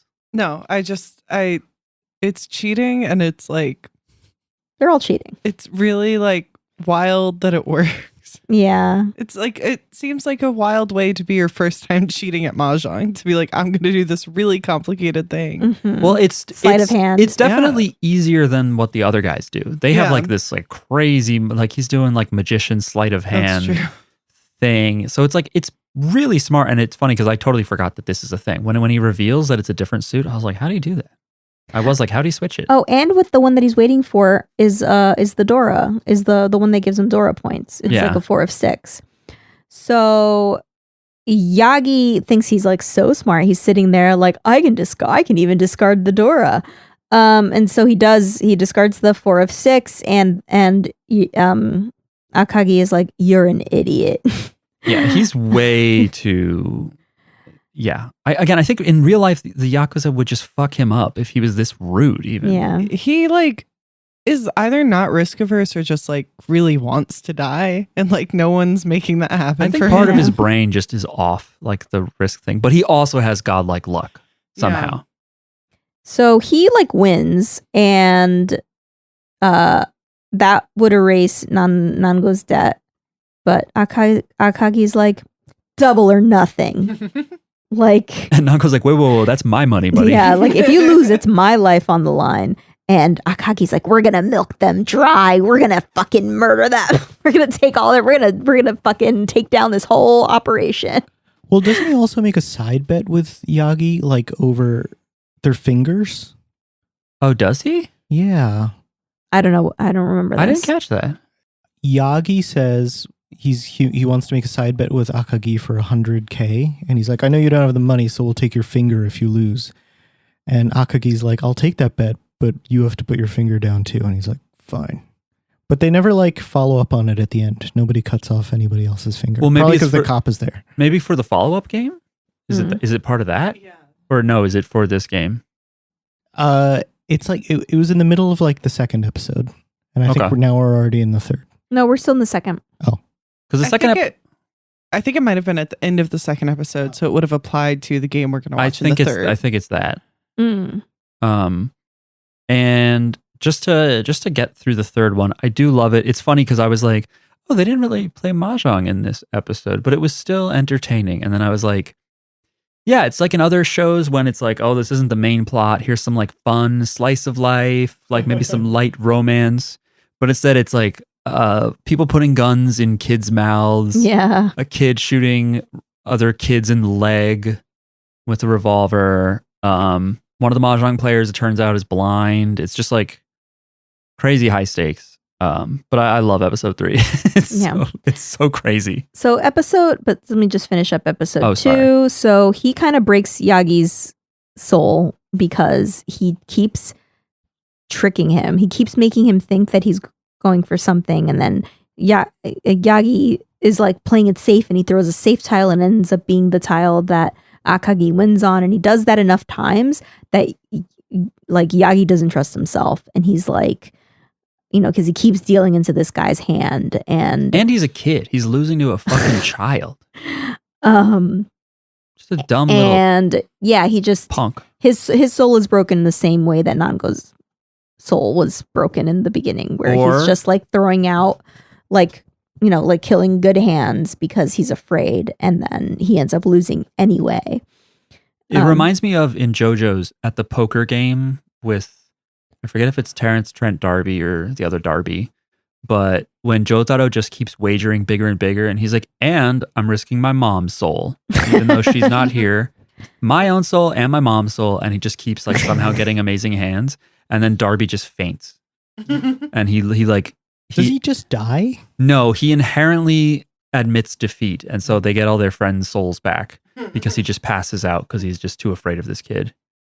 Because I'm gonna do that. Yeah, it's just going big or going home. Yeah. So Akagi destroys him again on this they're already double or nothing at this point. He destroys him again, and then so Akagi wins, and he says again, double or nothing, because Akagi is insane, and now they're at 6 million. Like he was at like 0 debt, and now it's like he's up, or Nango is, because it's Nango's money. Nango's up 3 million. Like you could quit while you're ahead. But no, he's like double or nothing. So it would be playing for 6 million.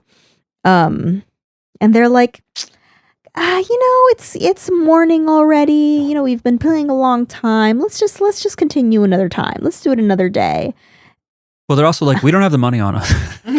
And the cop is like, there's no guarantee they're good for the money. Like they might go back on their word. And he's like, I can ask a boss, like a good boss that I know, mafia boss, to supervise the match.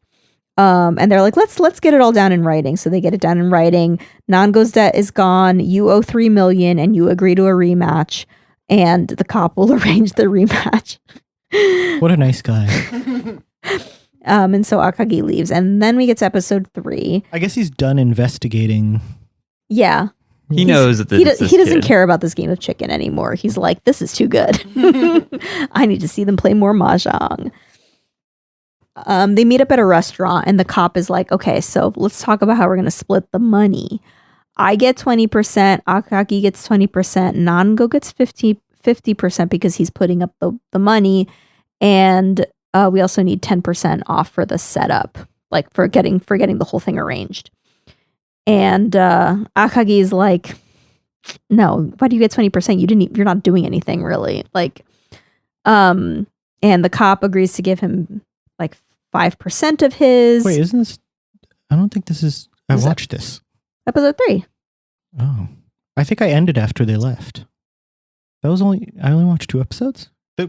This. Did you watch anything else? Maybe you watched a different app?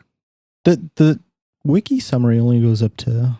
Yeah, the Wikipedia summary seemed off to me. No, but I also only watched 3. I watched a little bit of 4 on accident because I put it on so that I could have childcare for a little bit longer, but I napped, so I didn't...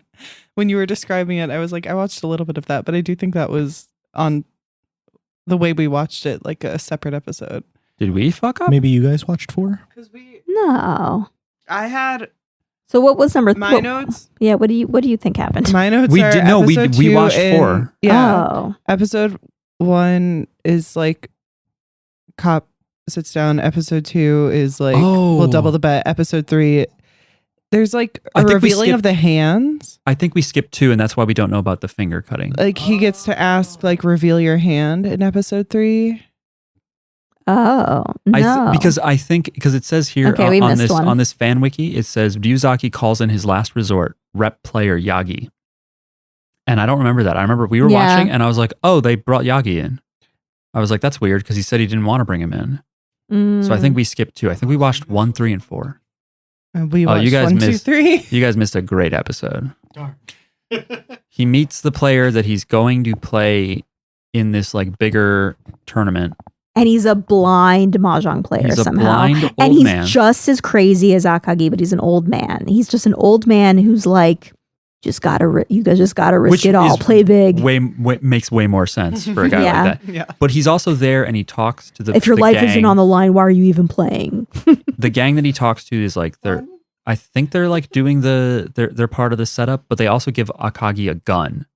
Because Akagi's like, I need this to intimidate some guys that are going to try to intimidate me with weapons.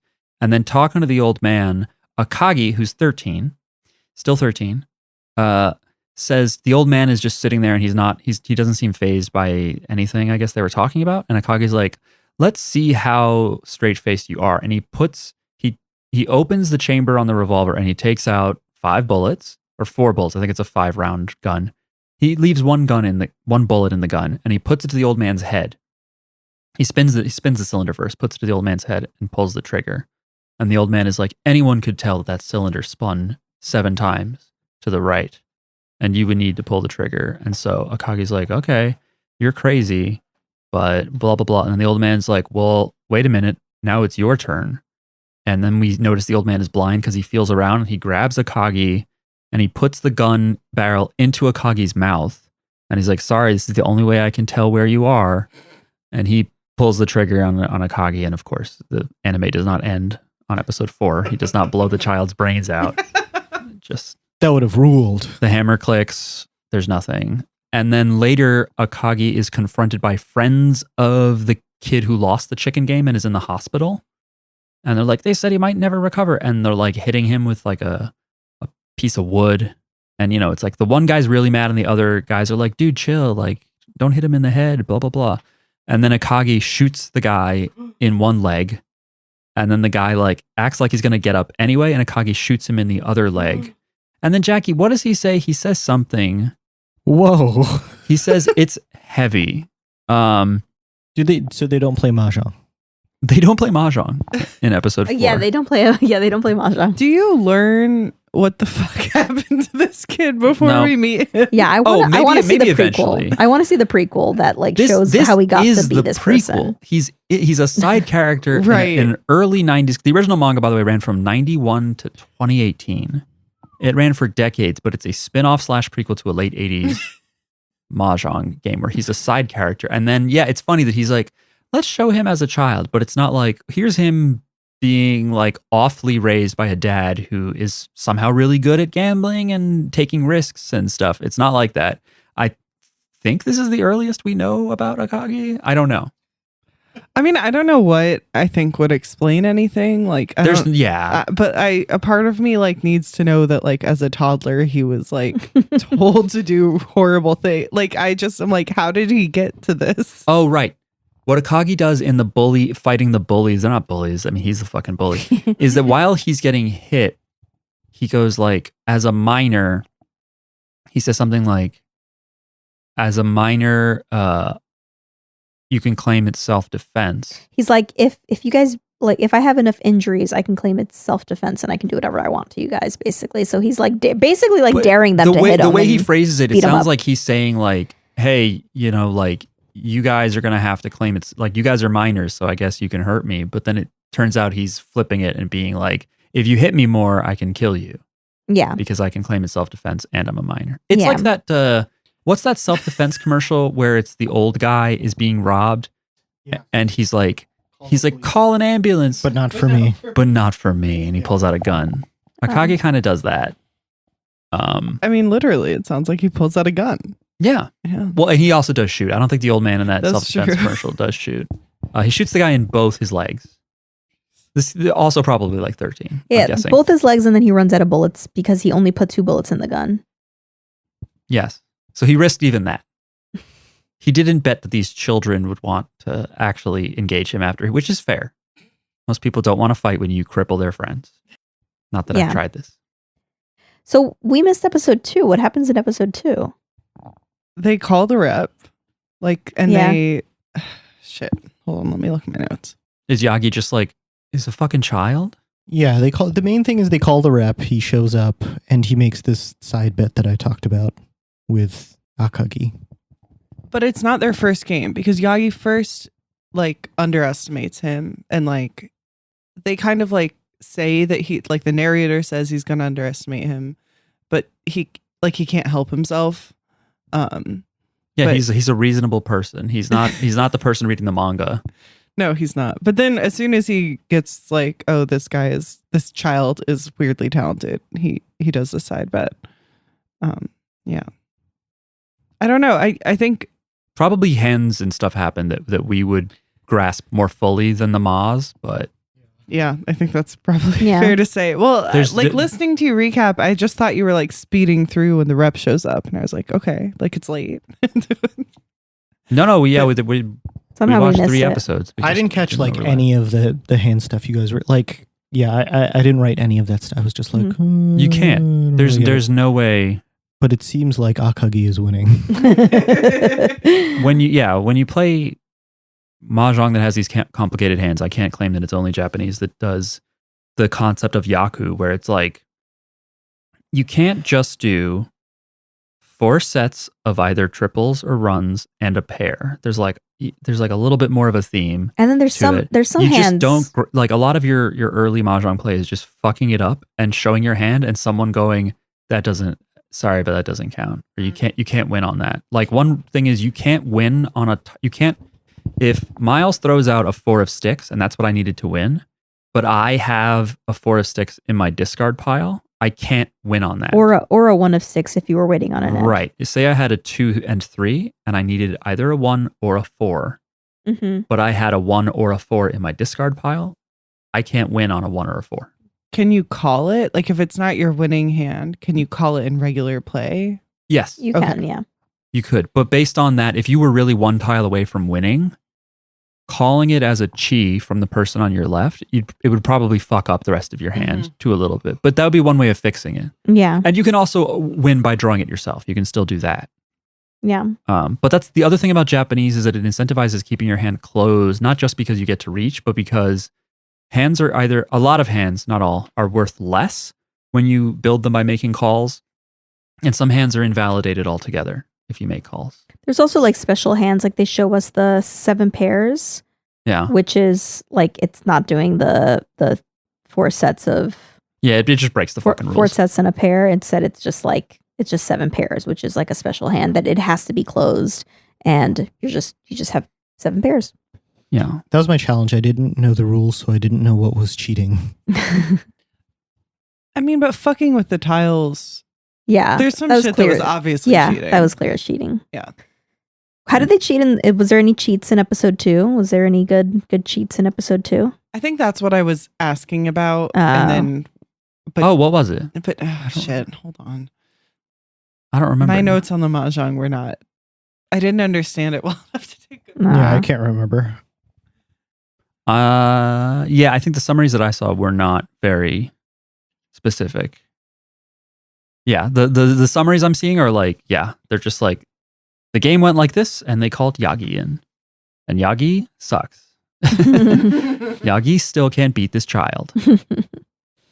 The way that like the cigarettes in this show were so crumpled to the point of being unrecognizable. I haven't noticed any cigarettes. Oh my God. I just like they look like.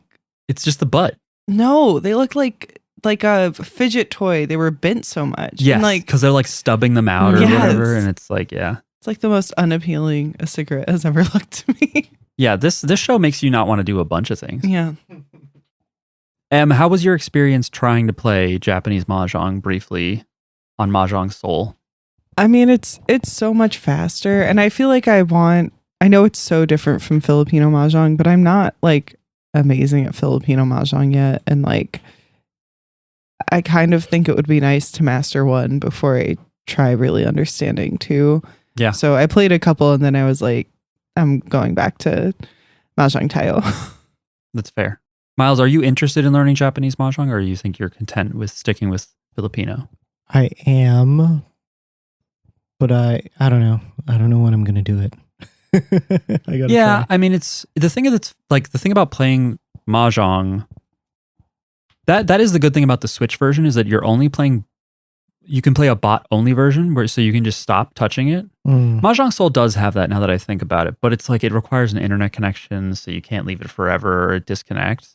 Playing against real people, it's like playing a video game like Balatro while I'm working on my other monitor is like perfect, because I can just be like, I'm done doing that, I'm going to play a few hands of this.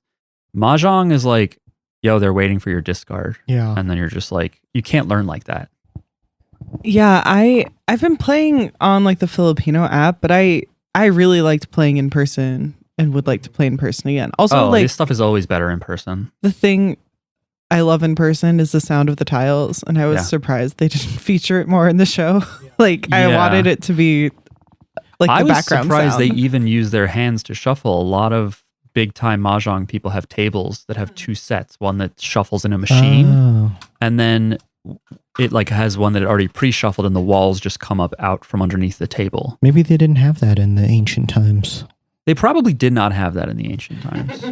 But it is funny to see like 4 like scary dudes, and they're all just like, yay, like rubbing the tiles together, washing the tiles. It's interesting they went to the trouble of like CGIing it too. I think honestly the CGI saves them money, because I think they outsource to companies. I think when you see CGI, like we used to say, oh, the 3D budget when we watched JoJo, we were just wrong. It's cheaper to do it. And if it's not like human face, character expression that like the art director or the character designer might want handheld specific, when it's like objects and shit, it's way easier, especially because you could template it, right? Like here, the camera goes across the 14 tiles. Now let's make them different tiles. So I think it's efficiency and money. I also bet that like this specific game we were watching believes in luck too much to use those machines if they existed. Like even when we were learning Filipino Mahjong, like you find out that like there are some people who like you show up in time so that you can sit in the right north, south, east, west direction, not just for your hand, but for like the luck of it. And I think like you're supposed to touch all the tiles when you shuffle for the luck. I wonder. It's probably also anti-cheating. Now that you say that, that's what it makes me think of, is that people know the Yakuza could just have a whatever they want. A machine walls that don't include the certain tiles. Yeah. There's a lot of anti-cheating stuff and seat-based stuff in Japanese that you don't think about when you have played the game for the last 20 years. Like we have, like when I was rereading the rules when we play with people in person, you are supposed to roll the dice first to see who sits where, and then you roll the dice to see who's dealer, and you do both of those things in parts so that like you can't be like, because you know you get to call certain things from the person to your left, And so if that's someone you know and you're mutually invested, literally, then you could be cheating, you know? Mm-hmm. And so they literally like force you to shuffle who's sitting where by going off dice rolls. There's a bunch of things like that too. And that's also why you roll to determine, it happens in Filipino as well in the app, where you break the wall to deal from. So it's harder for people to set up tiles if you're somehow dastardly setting up your wall. Yeah, and you can't deal from your own wall. So if you roll to be a dealer, you still can't, you don't know anything you're dealing, even if you cheated. Theoretically. I think in Japanese, it goes off dice roll. So it could be your wall, but it depends on the dice. Yeah. But yeah, Mahjong Tayo as an app is fun because it does sort of have these analogs of like, instead of shuffling the tiles, like Jackie, I don't think you've seen it, but like when you have to shuffle, you have to rub your finger across the screen to shuffle. And then when it's like build the wall, you hold. It's a little haptic. Yeah, you hold a button and your wall like gets put together. Oh, that's cute. And when you get a tile, you have to swipe over it so it flips around. Like you get a tile with the back showing and you flick your finger over it to reveal it. Oh. These are all cool, but as someone also who likes to sometimes just get a game in and out, I'm a little like, just fucking do it. Mahjong doesn't feel like a good game to do quickly, no matter what version you're playing, I feel like. You say that. Yeah, I do. But also, when you're playing Mahjong Soul and you might rank up or down, and you're like, I could get into Silver 3 if I win, then you're like, come on, go again. Fuck. Also, like, we were coming up on bedtime for our daughter, and I was like, I could get a 4th game in. I played 4 games today. I haven't played much in a long time. I lost 3 out of 4. One of which I lost because it was time really for bedtime, or actually I think I brushed her teeth and I just set my character to automatically discard everything. Because if I walk away just straight up, then like the timer has to count down and everyone would hate me as I just like don't do anything when my turn is. So yeah, I lost that one. Surprise. Anyway, what did you guys think of the anime? I'm interested in that 4th episode that we didn't watch. There's no mahjong in it. It seems like a good show. Like, and I don't think I don't know. Maybe I'll learn about mahjong if I keep watching it. But I think I enjoyed this more than the Kaiji? other. Yeah, Kaiji. Yeah. Really? Yeah. Why?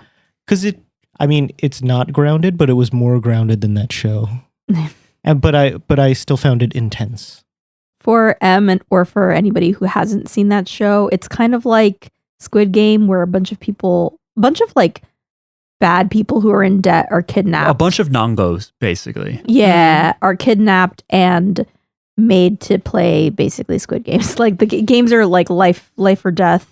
A lot of them are gambling related. Like Mr. Beast or no? Kind of. Like the first game that lasts for like 6 episodes or something is you play rock, paper, scissors against people on the boat, but you don't just get to do rock, paper, scissors with your hand. You have to have cards that contain a rock, paper, or scissor. And there's like an economy to it. And then like the author of this manga is a genius at like coming up with ways to like modify existing gambling games and things like that. Yeah, turn anything into a gambling game. And then also like find ways to make it to like cheat or like find ways to make it like, I don't know, like some kind of mind game situation. And then but then the second game of Kaiji is you have to walk across like a construction beam that's above like a very painful fall, and that was what I was like, this is not based on like a parlor game. No thanks. This is just Squid Game. Okay. Apparently Akagi was very popular, but Kaiji surpassed it in popularity when that came out a few years later. It's more accessible. Not everybody's gonna know the rules of mahjong and like want to get into those details. I liked it. I like if you. Oh, you did? Okay, I wasn't sure. On. No, if Myles put it on, I would. I struggle with anime in part because I also just like knit and sew a lot. I don't like to pay attention to TV, so I struggle. But I would watch this if you put it on. Like I don't know what's gonna happen to this fucked up kid. I would love to watch the episodes where he's 19 and I'm not so distracted. Yeah, the 13 thing again. I was praying. I was like, come on, he's got to be like 17. I have like a cousin that's 13. That's a baby. Like that's a baby. That's it's okay. Yeah. Yeah. Again, I'm so shocked that they even subtitled it and brought it in. But I'm glad they did. And yeah, Japanese mahjong is cool, but it does make sense to just stick with an easier basics version of it for a while. I do think Mahjong Soul and the Nintendo one's okay. some of the Mahjong Soul is free is the big advantage. They have pretty good tutorials, but yeah, even just getting into the flow of building hands and remembering how many, like there's 4 of each tile. So I gotta, remember this tile's dead. I shouldn't be waiting on that. Or if I have a 3-4, I'm waiting on a 2 or a 5. But if I'm just waiting on my pair, there's only one type of tile that I can win with. So that's not as advantageous. I would love to attend a Japanese Mahjong class. Because I got to experience that with Filipino, hearing from someone who just goes over when your face looks confused and returns to something. I think that's going to be the key for me. That is a very nice thing. There is a Japanese Mahjong meetup that happens in New York City that we never got to go to. I think we just never. We live in Chicago, Mark. No, I know. I'm just saying that these things do exist. Yeah. They are out there. I would have loved to have been able to report back to you how Richie MYC is. I'm in the Facebook group. But that's the thing is now that we have a kid, I'm like, we had all the time in the world. Why didn't we plan to just fucking just do it? Yeah, we could have just gone. But then it was COVID and now we have a daughter and we still could do it. But I guess if you want to. I have a baby in my belly right now. You do have a baby. I'm not going anywhere. Well, that baby rides the train for free. So. They love it. They love it. All these college kids, these weeaboos. Mm-hmm. I'd love to see a pregnant lady walk up to the table. Oh boy. I think it was great. Our kids will be bored of us one day and won't want us to do their bedtime, and we'll be able to play Mahjong because we'll have older kids. Yeah. That's going to be it. I'm not waiting. Okay. Anyway, listener, if you actually stayed this long, I assume you're also interested in Mahjong. Again, Mahjong Soul, at first when you look at it, you're like, what is this big titty waifu shit? But it is actually a solid game with a solid tutorial. Don't spend any money on it. Or you could spend money on it. Don't spend too much money on it. If you're a child, don't spend any fucking money on it. No, children, no. If you're an adult with a job and you're like, you know what? I really like this game and I want to unlock some babes, then, that's your choice. But it's a slippery slope. Slippery slope. I spent so much money on Team Fortress 2 crate keys. Did I tell you this? I don't know if I've told you the number that I found out. In my head, I was like, I probably spent between $100 and $200 on keys for crates in that game when I was 23. Mm-hmm. I was like, but I did get the iPod headphones item and sold it for $75. And then I was like, I would tell people this over the years. And then I found that you can go through your Steam purchase history. And I did the math in the calculator. It was over $400. Mm-hmm. I just spent on dumb virtual keys. I sold everything back. I automated it, but this is hundreds of dollars for what? Yeah. I spent some money on Mahjong Soul, but now I don't. Now I get items and I sell them, and then not for real money, for in-game money, and then I can buy those summon scrolls, and I use that to try to unlock more girls. Apparently other gacha games have a pity pull where if you go 10 times without unlocking something, they just give you one. They're here, because it just keeps you hanging on. Mahjong Soul doesn't do that. But play it to learn the game, or if you happen to buy that 50-in-1 Nintendo Switch game, check out the Mahjong one. If you can read Japanese, you can just go to tenho.net. Oh, that's a tutorial thing, right? Nope.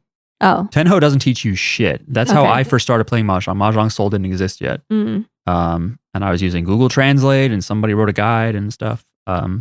It's good. Anyway, we've gone on a really long time, so you can follow us on social media. We are JJB Pod on Threads and Blue Sky. I mentioned there's a Discord. Look in the description of this podcast episode, and you can write emails to JoJo's Bizarre Pod at gmail.com. And thanks for coming on. Thanks for watching anime. I know it's normally not how you behave. Thanks for having me. It was fun to be back. Yeah, and thank you guys for putting up with all the fucking technical issue bullshit that the listeners don't have to hear. You're welcome. I need a snack. Anyway, we'll talk to you next week when we watch something else. We don't know what. Oh, maybe Ghost in the Shell, although I think only one episode will be out. The new Ghost in the Shell series starts tomorrow. Oh, wow. Yeah. Bye, everyone. Okay. Bye. Bye. Bye.